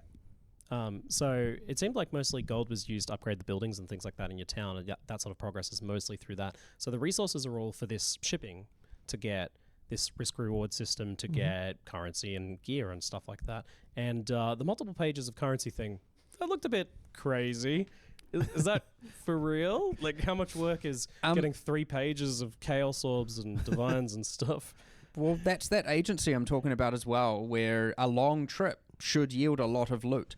Now, we have made some changes since then where what we're doing is, instead of, because we were scaling rewards on quite a quantitative axis, and we've moved a lot of that into more qualitative, so that instead of getting so much more currency linearly, you're getting better currency instead of more, just so it's less of that. Alts roll up into chaos and whatnot. Yeah, if you save up, you can just be I'm just going to play, get all the gold and acquire as many resources as I can and send a shipment that's maxed out in value, and then put the best possible ship workers on there because you don't want to lose that shipment. I'll tell you that, and send it to the farthest thing. Like you'll get back a ton of loot, but of course you have to. You're now getting 1 week of loot all in one go. You know what I mean? Like, Yeah. Okay. you will get an absolute ton, which some people will find ultra satisfying. Yeah. But yes, we are trying to not. Obviously, it shouldn't be that you're just getting 50 pages of items, but you'll get some amount, and ideally the quality of the items get better as you send more, as opposed to just the quantity. Yeah. I saw a question in chat as well. The wages, like, how does that work with when's that getting paid? Like, do you get overdrafted account fees? Like, what are we dealing with here? So you have to take your gold. So you've got your personal gold, and then there's a treasury, and you want to put the gold in the treasury, and the wages only take from the treasury. And the reason for that is so that you're not like just randomly losing your gold. That you're like, okay, I'm going to get to 60,000 so I can buy these items. All of a sudden it's just like draining it, and you like can't figure out. So your wages are paid from the treasury. You can do this via Johan or via the village map. There's just you hit add, drag, set an amount, hit add, it goes there. And yeah, they are just continuously drained from that. So it's not like it doesn't really come in chunks. It's like continuously going. And do they unionize if you don't put enough money in there, or? Not in Wraeclast, no. No worker protection in Wraeclast. All of a sudden, you might find you're collaborating with those pirates and with those bandits, and you're arranging them to come in and kidnap people more often, and you had that abandon option we saw because those workers were nice. No, they don't. It's all very much a we're all achieving the same goal, I guess, on the same team, but they just want their money. That's fine. Yes, the children yearn for the mines. So I cracked up when I saw the map running teams auto simulating map thing. Yeah. So do they actually simulate running the map? Do they like actually run the map for you and get the things out of it you would get out of it? We've tried very hard to make it feel like the case. However, of course, you don't simulate actually every single monster dying. It's too much expensive, right? Extrapolated but simulation. you effectively take here's what you'd have, and then you have, I mean, here's the question: do you trust the workers to pick up the right items? Because what if you get back your items and you're like, damn it, I know you left a mage blood on the ground. I just know you did. But yeah, anyway, you're not going to think about that, obviously. I mean, you can if you want, but yes, you do get it back. So if you send them to, I can't remember which maps. We've shuffled all the div cards around, so I'm not sure which maps drop what. Now but we can too. Whatever one drops mage blood, if you put that base type in, the mage blood card, you will get that card out. That is the way to get that. Of course, generally people like running that themselves. So, and you're telling me that if it's a Hydra map, they'll bring a Hydra fragment back for you? Yep. If you put in a Hydra map and they clear it successfully, it's worth noting they have a percentage amount of clear. And you can get that as high as you possibly can, but sometimes they get through 50% of it and die because you put the map in as too hard. Yeah, You'll get 50% are they of the burning items. 6 portals halfway through a Hydra map? Yeah. Some of if you're not sending elite people, they're kind of bad. There's different quality of map runners, just as there is in Path of Exile players. if you're sending your miners into the mapping, they don't know what to do. They're just like, I've tried mining the monsters and I failed on the first pack. Yeah. But yeah, they'll bring that back. You chuck in a map with 5 delirium orbs, they'll probably all die, but if they don't, they'll bring you back some splinters and some delirium rewards. So what's the most sketch juiced up map that they can run here if you get the best of the best? I mean, the same as the player, right? A fully a prop corrupted T17 with whatever else is bloody on it. I mean, or 16. Right. I mean, they might get. Sometimes you actually it's not mistake proof. You can put it in, and it can be they have a 1% chance of 1% of the map will be cleared. Good luck, guys. And you put it in, and you see the timer count down 2 seconds, and then they fail, and you're like, oh, they just died. Portals gone in 2 seconds. They just died to the first monster. Damn, that's almost as bad as me. So yeah, you don't want to do that. But I mean, you technically can. You can just send them to die. Now they don't. In that case, they don't actually permanently die. That can happen. And you actually can lose the worker. Oh, wow. There is a sync on that, so you are constantly trying to find more, but it doesn't happen that often. Excellent. And again, it is mostly avoidable by being playing a little bit more safe instead of just sending them to their demise all the time. This whole thing blows my mind. I just love the idea that we can just have like a bunch of plebs now to farm our fragments for it, so we can focus on bossing, like kings, while they do the peasant work in fields.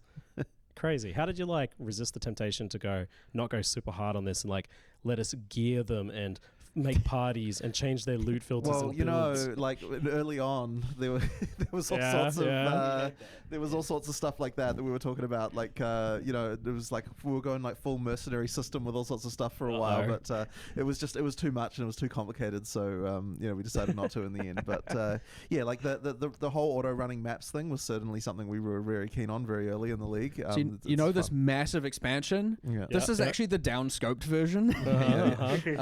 Yeah. We certainly had mercenaries as in the first concept, and it was like you can send your mercenaries either on the ships or to the maps, and you can gear them up, and you can give them skills, and they have specializations. It's like it was just too much though. Like it was too much management, too much like, you know, we not good. So different, so much going on. Different league's problem now. But yeah, that does kind of sound like another league that I want, though. I'm not gonna lie. I like this auto exile thing. Right. Exile team manager, kind of like a sports manager game. Yeah. Awesome. Maybe for the future. Maybe. All right. So yeah, that features list, like that video just kept going. Like you guys also showed rune smithing, which is like a new take on bench crafting, but as enchantments. These rune words, are they all known recipes, or is there some like discovery process there? So you start with a few available. So there are different runes, different names. So there's like a sun rune, life rune, power rune. There's all these different names, and you start, I believe, with all the ones that require only sun runes, and then once you get a life rune, you can take it to Danig, and he's like, oh, now I can learn all of the things that require life rune, and then he's so doing on. The hard work. So I mean, nice. The Kalgurans are the ones who know how to do it. You're just bringing them the resources for it. So you eventually work your way up to the very most powerful ones, and you get things like what you saw there. There was the Fire Mjolnir, which you can put on one-hand or two-hand axe. What we've done is with a lot of the basic outcomes, you can apply that to any weapon, but with a lot of the very specialized ones, you can only apply it to one type of class. So the idea there isn't that like every build is just now doing the Doomfletch Prism on any weapon, the one that we saw on the live stream. It's like, no, that specifically goes on two-handed maces. And then I think the Fire Mjolnir one that was there goes on, I think it's one-handed axes. And you know, each thing goes on specifically one weapon, and what it allows you to do is we've taken like an interesting bow unique mechanic, and now you can put it on like some dagger or something like that. New builds, cool. Yeah, and they get pretty powerful as far as like, I think there's one that is like 100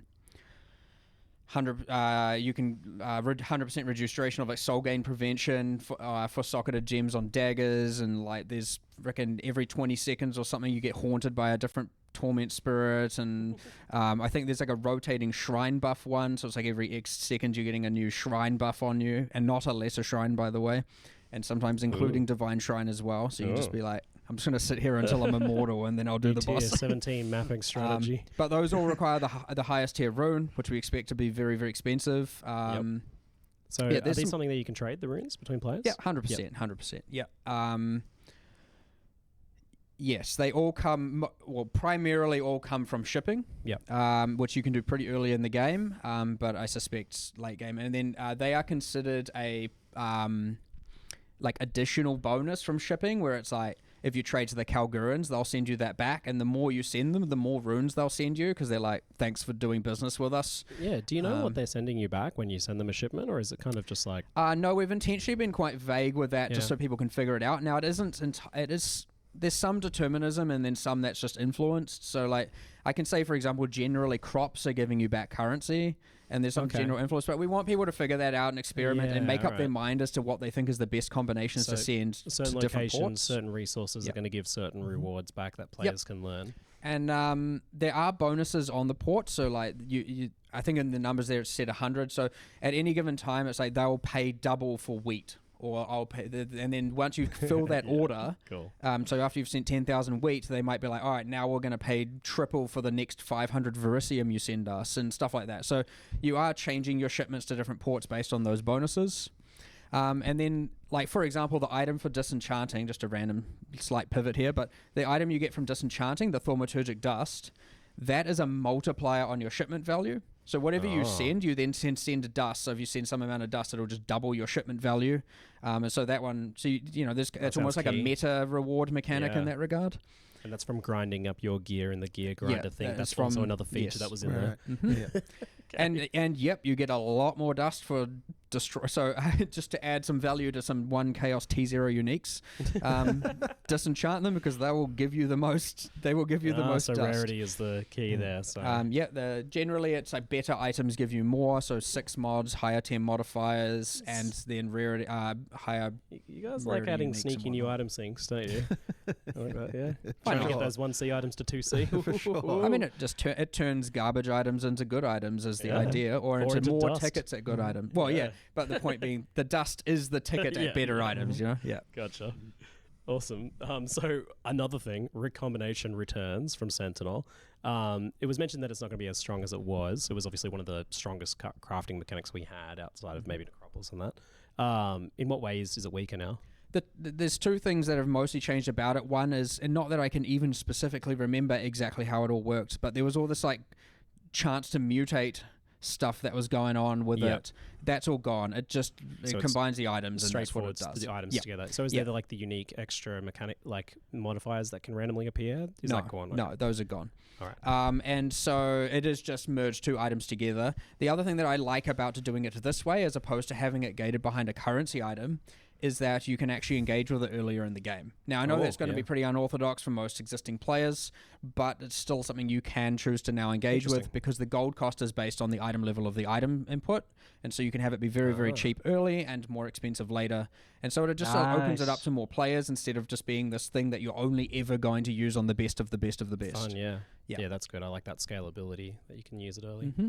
Cool, or even like early maps, it's not going to feel super punishing, and like you can do things like that if you want to, of course. Well, it's a good mechanic for that, but something that wasn't really accessible. Yes, correct. Yeah, for sure.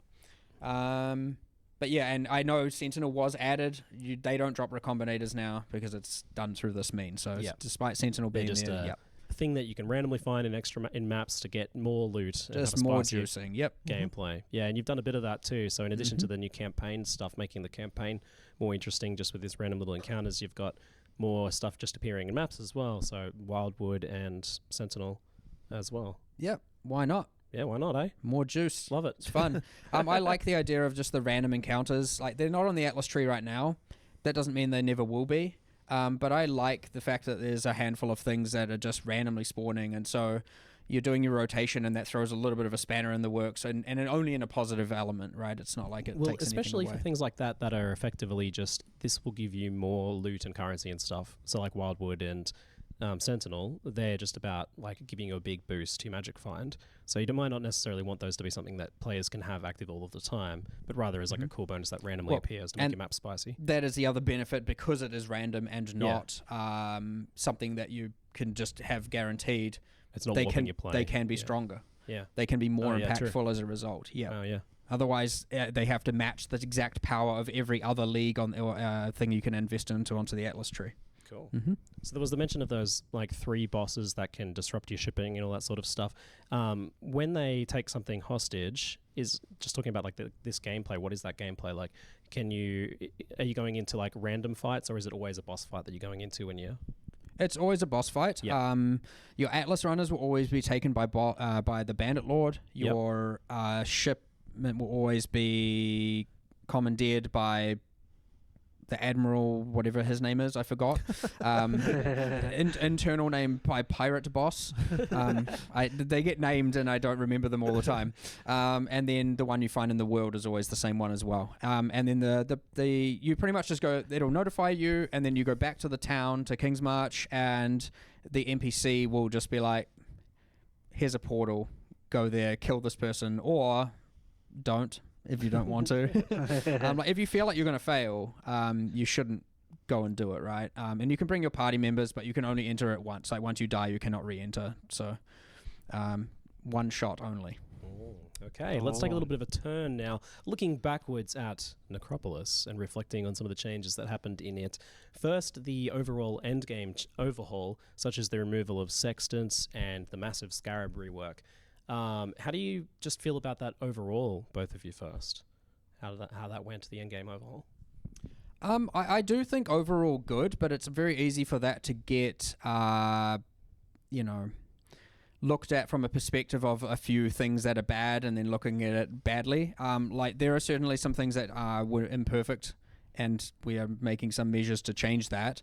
But I do think overall the shake-up was pretty healthy. And when I talk about the bad things, I'm talking like the T17 maps being too hard, right? Yep. And that kind of it's overshadows a lot of what's good about it because there's these few things that aren't right. And then I'm also talking like, okay, we removed Wandering Path, great, and then we added Back to Basics, which is also gone now, by the way, just to clarify, which wasn't mentioned there. Like Back to Basics was even more unhealthy than Wandering Path, or equally unhealthy, depending. But both of them not good, not achieving the philosophy we want. So we didn't. Because of that, and because Back to Basics became the meta, it ended up like not even evolving that much. And so I'm hoping with this now set of changes, but all of that ultimately comes about with, because what's going to happen is when you are releasing content on this scale, and I am certainly a risk taker, I like to push the boundaries and all that, you are going to have these things happen. It is borderline impossible for us to test everything, and that's where you see a lot of the reactionary patches that we did early in the league to try and fix and improve everything. That definitely was something that was really hard, just for the team as well, and like it's also very hard just decision making about, is this something that should be fixed or is it not? It was pretty rough at the start there, and I think that is something we're trying to improve this time around by looking more at the extremes and like really zeroing in. So there's definitely a mandate to QA now of like, okay, we need to really work out like what is the actual maximum possible thing for this, and like what is the difficulty of what that results in. Like, is it okay? Like, is the difficulty versus reward correct for what the players can do here? This kind of thing, and it's something obviously that we should have been like thinking more about before, and like it's something that we're really making sure this time we'll try and do better. But it's tough because like even thinking about what the most extreme case is can be really hard. Like so many things took us by surprise in terms of like particular combinations of things. Like there's so many just ways to combine stuff, and like from so much content from the past as well, that like it's hard to find. Like the fact that there were people finding new ways to abuse stuff even weeks after the it came out just sort of shows you that like there's just it was kind of nuts. Yeah, you guys asked me an interesting question yesterday when I first came in. It was like, how does 150 uniques from a single boss sound to you? I'm like, that sounds crazy. What are you talking about? So I guess we'll talk about some of the things that were happening that people weren't aware of. So there's there was a Reddit thread, and I can't remember how far into the league, that was pretty much like, what the heck has happened to the prices of T0 uniques? Yeah. And you had like Defiance of Destiny at like 4C. It was like actual craziness. And upon looking at this, and oh no, none of this was anyone abusing or exploiting anything. Not a bug or anything, In fact, I think, did we tell you the value of how many unique items were dropping in some of these? I told him. I was going to ask you to guess, but we were getting over 100,000 unique items in some instances, and I'm not even talking in a map, in a single map, and I'm not talking a 6-man group. I'm talking solo players who are able to achieve this, and this is where a lot of those things, so for example, the Shaper Touched rarity, there were just so many layers of multipliers that if used correctly altogether, but you ended up with less than 100 people on the entire realm acquiring over 99% of all T0 uniques. And so we have gone and looked at all that and been like, okay, with this, that is highly compromising the economy and the integrity of the economy. And and we fixed some of this last league, but we are doing more of it this time to make sure that your average and above average player isn't like having the economy ruined as their experience, but we're just really, really controlling that like high top end. And I'm talking like most people would never have known this was happening. They would have just been like, where are all these uniques coming from? It's not a bug. It's just the No, math no, of it's just rarity and exactly. quantity. There's Correct. technically legal stuff, and like there's always a question with stuff like that because generally speaking, we have the policy of no mid-act nerfs, and yet there were certain cases, and that was really tough the last league, just because Yeah. like we did do some changes to certain mechanics, which we wouldn't normally do because it was just so ridiculous. Like there was stuff going on there that just was not okay. I saw a screenshot of like one of the monsters that would be part of this, and it was like, it had a list of modifiers that was the entire screen, right? Right. Yeah, Sure, we were talking yesterday about whether or not we need a way to collapse the display of the number of essences underneath something's life bar, and it's like, where are we at? Which, by the way, it's still there, so it's like a thing that you can still do. But yeah, it's and I'm not talking like we're getting rid of all the uniques. Like that's what I'm saying. I'm asking you, is 150 all right? And you're like, that sounds excessive. And I'm like, well, it's like several hundred times less than what it was, but it's still top off screen, bottom off screen of unique items just everywhere. And that's just like a single monster. You get the whole res in the area. So we want it to be extreme. Like, don't get me wrong, but it shouldn't be that the entire economy is ruined by 100 people who aren't, or a few people even who aren't even abusing anything or exploiting anything or doing anything illegitimate. Like, and the problem is, that's where we got into that state where it was like, all right, do we have to nerf X, A, B, C, and D as we kind of discovering and figuring out these strategies? And it's like, let alone the fact that this stuff absolutely rams the performance of the instances, right? Like, I don't know if people saw it when those meat sacks were dying and you'd get like 6-second lag spikes while it's generating the unique items. And so anyway, a lot of it's much more controlled now. We've actually assessed exactly where all that was coming from. We've taken a lot of caution to not nerf the average above average even further than that. A normal player should not see any change. Yeah. I mean, and I loved how gloves off it's feeling with your ridiculous changes to the end game here. Like, it feels like you've really opened up over this past couple of leagues to 100% change stuff pretty wildly. Again, I go back to that. Go back to that philosophy of like, if we can do stuff to make things better, we do it. And it's just the unfortunate reality is that, and I'm ultimately the one pushing most people to do this for PoE 1, and the unfortunate reality is it comes with risks, and as a result, failures, of which are 100% on me, like without question. And that's why, again, like straight after the patches, it's like full hands on deck trying to make sure everything is as good as possible. And then we get into a little bit of that difficulty of thinking some people want the game to stay as it is, regardless of the state, and a lot of people want it to keep changing. And we get into this kind of like, which side of this fence do we fall on? And we have to really evaluate each change and do it. But look, ideally, the changes wouldn't be necessary. But when you're changing this much, doing patches this massive, this quickly, some of it is inevitable. I would hate to, I personally, and you could convince me, you could tell me I'm wrong about this, you might be able to convince me. I would prefer that we do everything possible with the time allocated, as opposed to like, play it safe, do something, a small patch and give it there, and sure, it's safe, less will go wrong, but at the end of the day, there's way less to do, way less fun, way less changes, less to learn and evolve with, and it just feels like, I suspect at the end of the day it'll be way more boring, even though it might be more safe.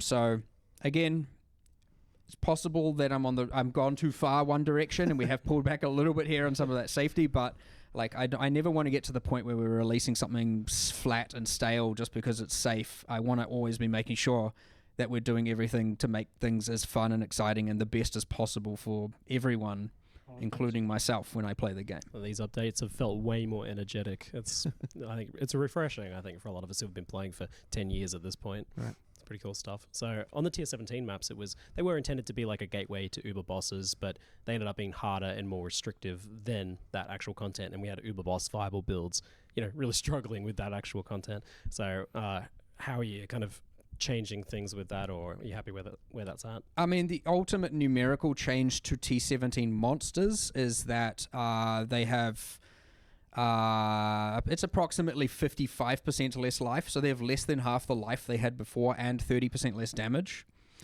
which seems extreme. And I will just note that was like actually not intended. Yeah, I had an interesting story about that. Yeah, it's kind of unfortunate that two different designers did the life change to T17 without realizing the other person had already done it. That's so funny. So that was kind of like an unintended side effect. But it's like when you come down to, oh, well, so why the hell are these monsters so damn tough? And then we're like, oh crap, there's someone. There were two people who made this change independent of each other. We have counted that on the bosses to some degree, so they are, not just like an absolute joke now. But yeah, just the monsters themselves, which it did compound with back to basics and the mod scaling, like the thing.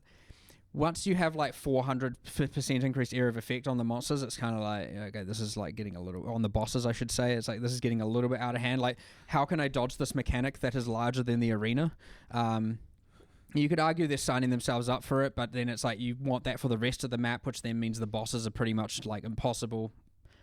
Strong word to use because everything's always possible with enough, build ruckus going on. But anyway, it wasn't right. Like, these things weren't right. So hopefully with back to basics removed and, the changes to T17s, implicitly it should be more approachable to more players. Less you have to play like a subset of 10, 12 builds in order to achieve them. Like, it should be way more open. Obviously with all the melee builds as well, that should be a hell of a lot more viable this time. So I would expect a lot more players to, be enjoying those as opposed to, because again, we're solving the item quantity thing where it's like we want to open up more builds and make you feel less like you have to play certain things. So then T17's being that hard resulted in the exact same thing. These are not intentional things. When you get to Uber Pinnacle, it's all right for the number of builds to reduce drastically because it's like you want to be a boss killer at that point, or that's fine. But when we're just talking about the top tier of maps, it's not okay to have it be so constrained there. So just mistakes were made, honestly, and they hopefully are now fixed. Yeah. So the main design of the modifiers on these maps is these build bricking modifiers, ones that are just basically not doable for certain builds or thereabouts. Why is this the method that you went with for these modifiers? I personally just think it is important that you actually are investing in rolling your map and finding the maps that you can do, or choosing how you can overcome the modifiers. And I know that's probably not a popular opinion. I very much understand that a lot of people are just like, I can go, and that's all I want to do. But I think especially with the upper tier like that and the extra layer of rewards that they're giving, I think you should have to invest more currency into it and more thought into it, or be like, oh, this is a real good map. It's got like some specific reward modifiers you want, but there's this one bad thing I'm going to have to deal with, and then you actually do commit to dealing with it. It again, hopefully adds more ebbs and flows to the process as opposed to it, again, just being like out, go and run, and that can be quite, where some people like that, and that's okay. You can still obviously do that with 16s. I do like these things having an impact on your build, just not to either one, it should be avoidable or not to the extent it was before. And again, investing into them, rolling them, like it's certainly not something I'd want to stray away from. I actually consider it a success when you have to re-roll your maps. Again, probably a controversial take, but I think it is a much better thing getting an actual, like it feels more like an actual game mechanic as opposed to like, well, at the point it's just alch and go, and alchs are worth so little. Why you just drop them rare, and like why are you even engaging with the currency on maps system? Why have mods if the mods don't matter? Do you take like some consideration to how many chaos, for example, you expect someone to put into a map to produce mods that are on average viable for their build that they're doing? We do, yes. So I mean, not in the context of a build here, but like for example, we were like, okay, if we want to make T17s able to be easier, like should we reduce it back to 4 to 6 modifiers? Yep. But then you just, the argument, the reason why we never did that just this league is because, well, now it's even more chaos you have to invest to get 6 modifiers, because the right answer is probably to run 6 modifiers because it gives the best rewards. And so it's like, well, that's just going to massively increase the amount of chaos orbing someone has to do on those maps. So let's not do it that way. Let's find a different way to do it.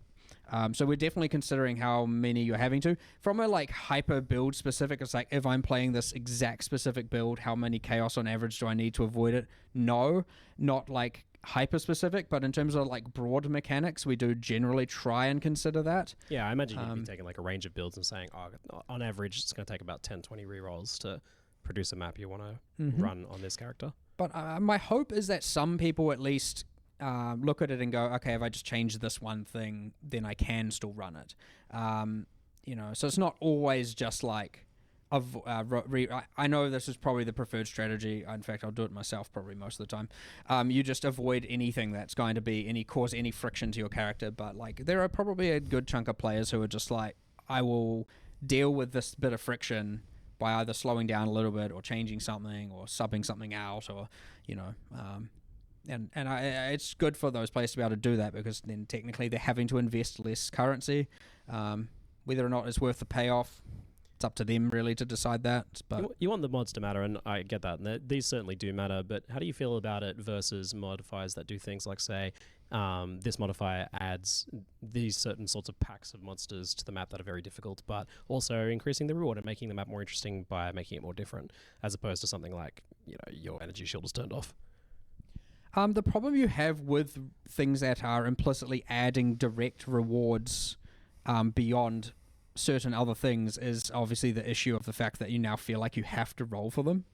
And you saw like this with the Shaper is a maze. And with the Shaper Touch modifier earlier this league before it was changed, all of a sudden now all of a sudden you're spending more currency on the maps than you were avoiding the builds, because now you are not only having to get a specific rewarding outcome, you're having to dodge the build things as well. And so it was even more. And as we've removed some mods this league, like I know the barrels was one of them, where people were going for the barrels, and it's a couple. We've removed a few of those, like, sink currency into this. I would actually expect the amount of chaos you're sinking into these is less this league, because we've removed those. But we have kept some, but like we've also then made them rarer, so you're like less likely. But then which I know you could say is counterintuitive to investing currency, because now you have to invest more if you have to get them. But there is a point beyond where you're now no longer expecting to get it, and thus you are just like, okay, getting it as a surprise, as opposed to when it's kind of within reach, you will just sink currency until it's there. But I actually do like the fact that, like, I liked the days back when you would roll for a lot of the maze, and then you'd exalt the maps and stuff like that. That stuff was enjoyable. I found that quite enjoyable. It was kind of like the game is a bit different than how it used to be, but for sure. Yeah. So yeah, we're not obviously going in that path anymore, but there's still a little bit of it there. The mods still matter. Reward mods can be bad, but it's good to also have them.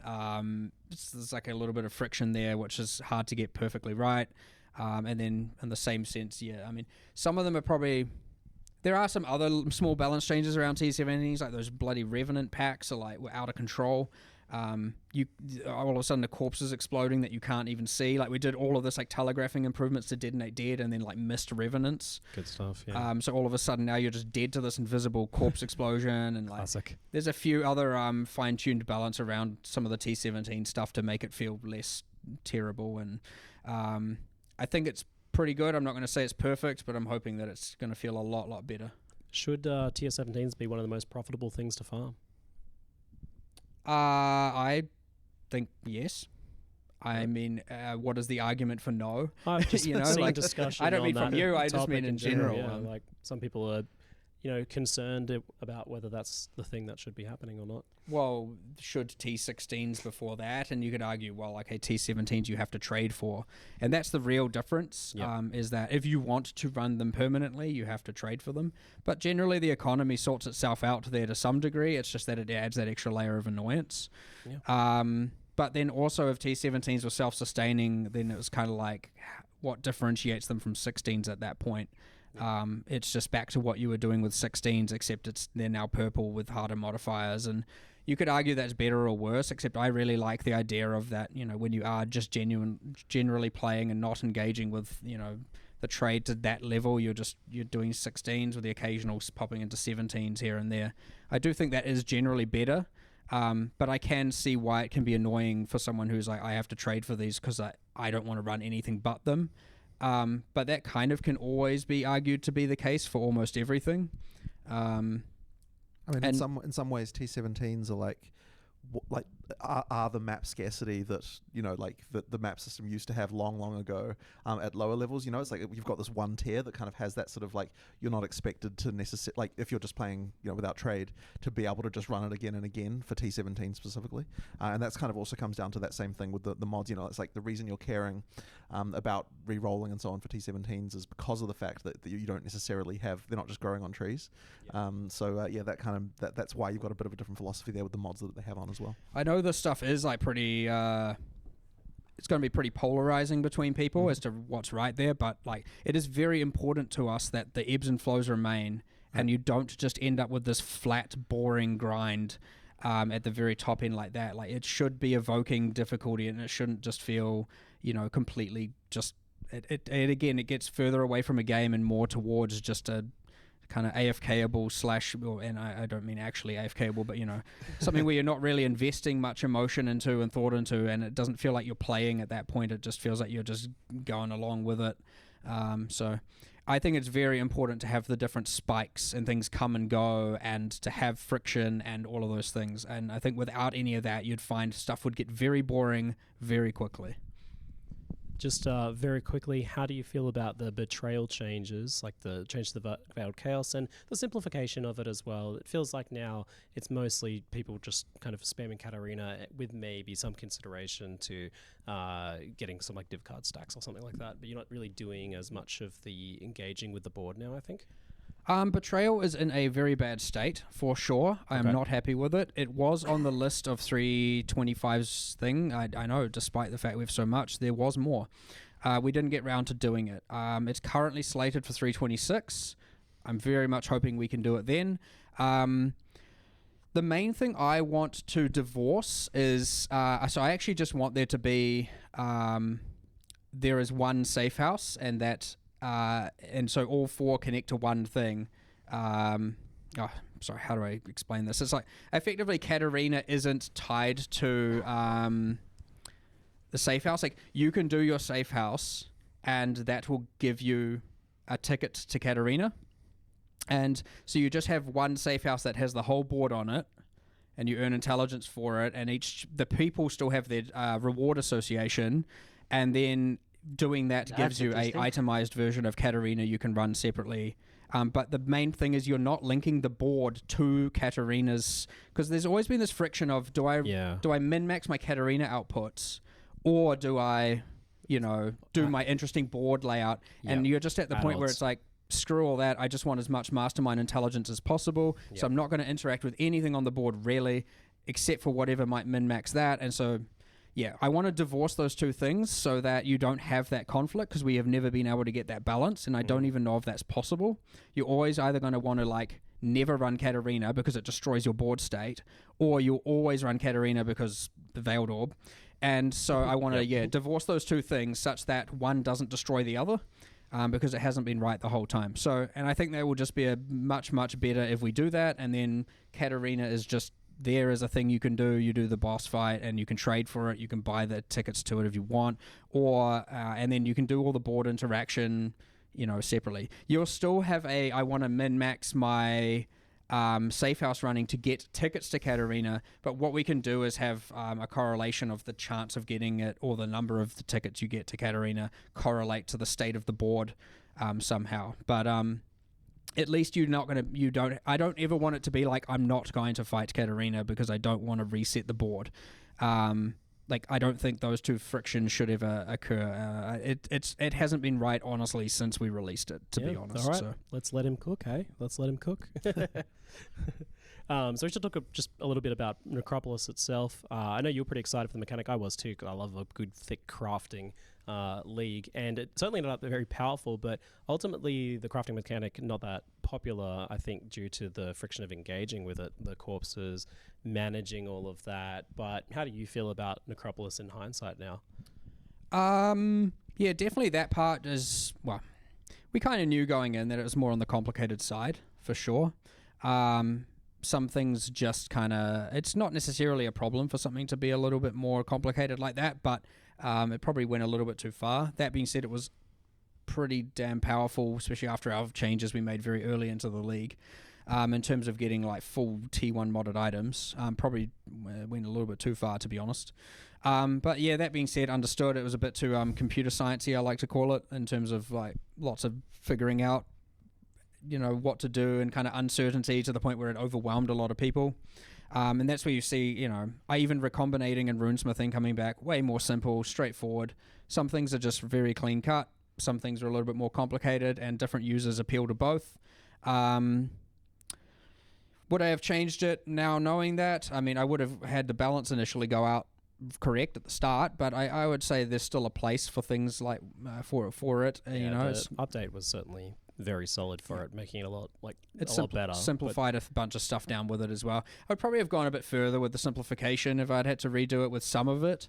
Some of those like meta mods and some of the more crazy things are a little bit, For me though, it wasn't about so much how much complicated it was, and it was more about the just getting so many corpses, trading for so many corpses, right? Sure. Yes, fewer, more impactful ones would have been a lot better. Yeah, you ended up getting a lot. That's partly due to the Atlas tree passives, which was a mistake. Straight up, goodbye, they're gone. Yeah. If it was to redo, experiment, done. 100% experiment. They're no longer there. Everyone saw that as an Atlas tree tax. Yeah. Yep, it was. You could have argued making them way weaker would have mitigated that. Whatever. Why? The original intention of it was like, okay, we want these keystones because it allows people to change behavior. And I think if we are to see that again, we would have that. We'd have introduce ways for people to change the behavior, but not invest into the increases and more corpses and all of that, because it felt mandatory. And it often will when you have the league in every single area. And so, yeah, that was a pretty big contributor towards this problem. It felt like the opposite of what we were talking about with Gold, where Gold allows you to turn like user experience friction into gameplay friction. It was the opposite, where it was all user experience friction, because it was about trading with a ton of non-responding people for corpses. Sure. 40 times per craft. We also obviously made a lot of changes to that early as well in the league, but still it was like, I remember Ziz messaged me at one point and it's just like, oh my god, the amount of quad tabs I need to hold all these corpses, and I'm just like feeling real sad about it. It's not like, that was the intention by any means. So yeah, I didn't quite hit the mark for sure. Just lessons learned. Lessons learned for sure. Yeah. All right. Cool. The All Flames had a bit more mixed positive and negative. Like, it was definitely a very cool added layer of map customization, but it was not optional, and that was definitely the concern we had going into it. And it also added just that extra layer of work that you have to do before you can start playing, which PoE has a fair bit of.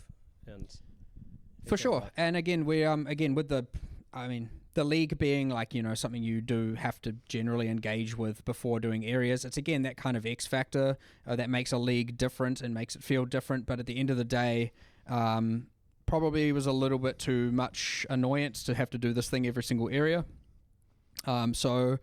But it's certainly we like to try these things out here and there. Some people probably thoroughly enjoyed engaging with that stuff, of course. And I mean, end of the day, leagues are never going to really be for everyone. They're always going to have some amount of people who aren't really into it. But look, we tried something new. We always do like to try something new when it comes to these leagues, and a lot of people did enjoy various elements of it. Some of it doesn't hit. That's all right. Like, we don't do it again, right? Like, that's part of it. And this is a lesson learned every single league, right? There are always elements of leagues that don't work. There are elements we learn from. There are elements we don't repeat. And then we often what we can do is take the stuff that is good, that is fun, and find a way to integrate it into the game later. And now the core game experience is overall better as a result of us, learning from all the stuff. Yeah. Keep the experiments going. Keep going wild with it. We're going to go rapid fire now so people can get their 30,000 patch notes, their record-setting patch notes very soon here. So we had finally the much-awaited massive melee changes. What was the big thing that led to you guys pulling the trigger on this issue? Ultimately melee stuff. Ultimately, the community. People wanted it. What was like the key change that you kind of needed, maybe to get figured out? The one that I remember us walking through was there was kind of we made a document of like, okay, what are the things that a melee build currently mandatorily needs to know to do in order to be viable. And effectively, we had all these multipliers, and if you didn't know to do them, then you just sucked. It's bad. Yeah. And so effectively, we needed to do something about that to make it so that just hit things is like a more viable path. I think that's just really looking at that, and so that hence why you have the removal of melee totems and so on. Honestly, even I was kind of shocked that Mark was like, let's just straight up remove them. I know we talked for a little bit about like maybe there's some way to make it so that you don't, the builds that use them aren't the same as melee builds or something, but in the end it was just like, you know what, we'll go clean slate, and we'll try to make sure, let's just get rid of any of these barriers, and I think that was probably the right choice.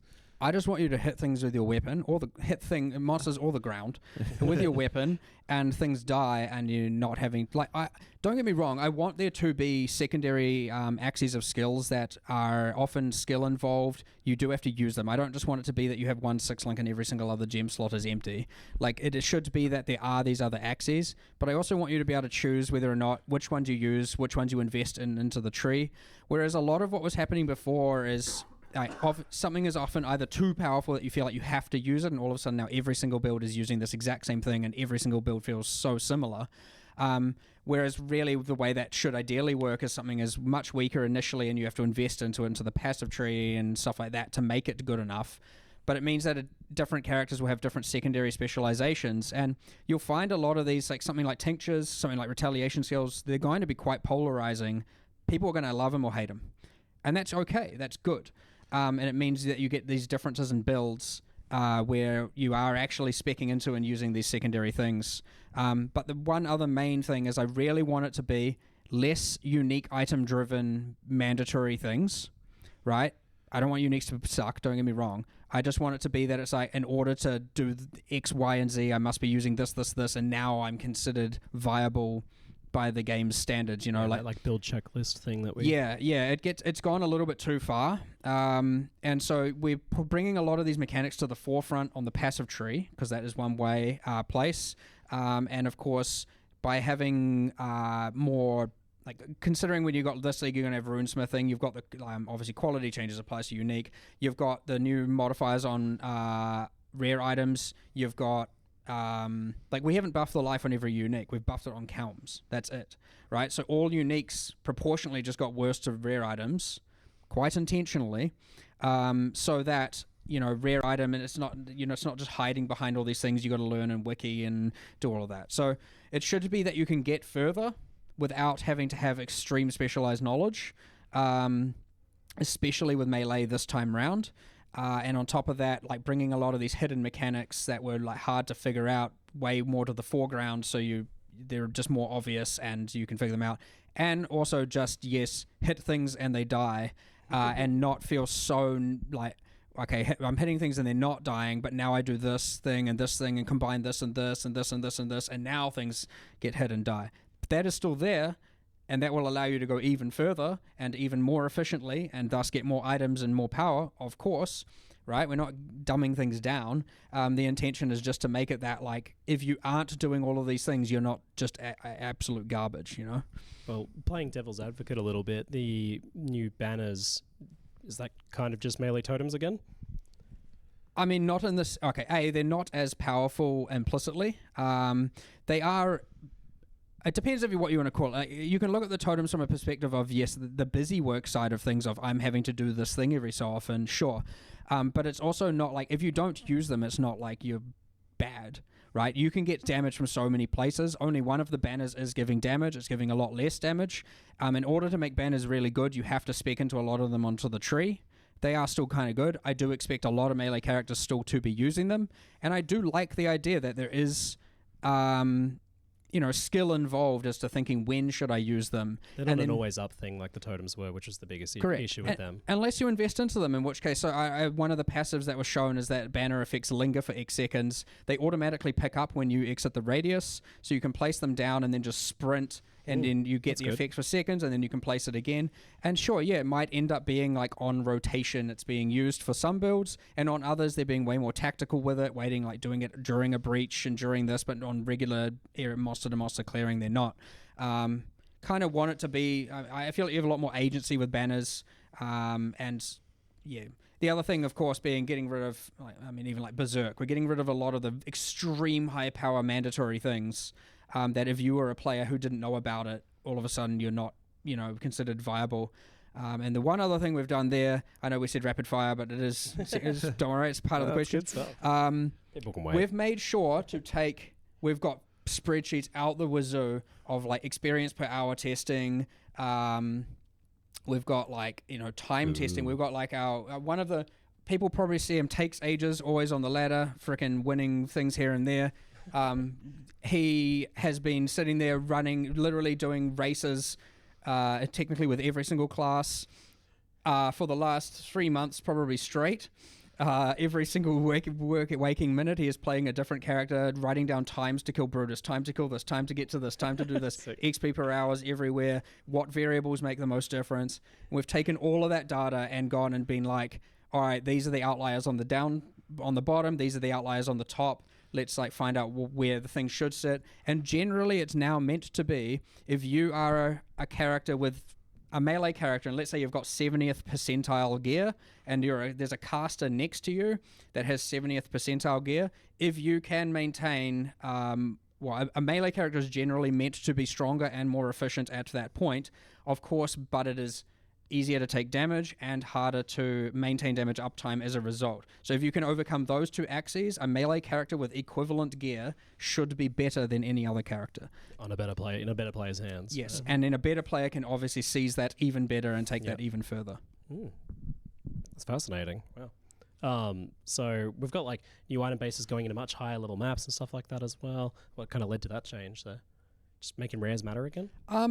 Making rares matter again is one thing, but also it's, again, adding that very obvious way to keep getting upgrades throughout endgame. Honestly, given how long endgame takes and how much of an integral part of it is, like the amount of base types introduced there, like sure we had steel rings and two-tone boots, but they didn't really make a huge difference. So we're just adding more here. It is more clear, like if you are struggling in yellow maps, you have something you can try and get now to make that easier for yourself. If you're struggling in red maps, you have these obvious things that are like, this will be an upgrade for me. Let me actually try and do it. Obviously just on the defensive axis for now, so you can maybe focus a little bit more of your passives into damage, along with all the new defensive tools. But yes, primarily it is like, a more obvious, here's a way that you can upgrade your character. And of course for high-end players, it's a new thing to strive for, to push their character further than ever before. I wouldn't say this specific direct goal is like get rid of unique items. That is just a happy side effect of, rare items mattering more once again. Right.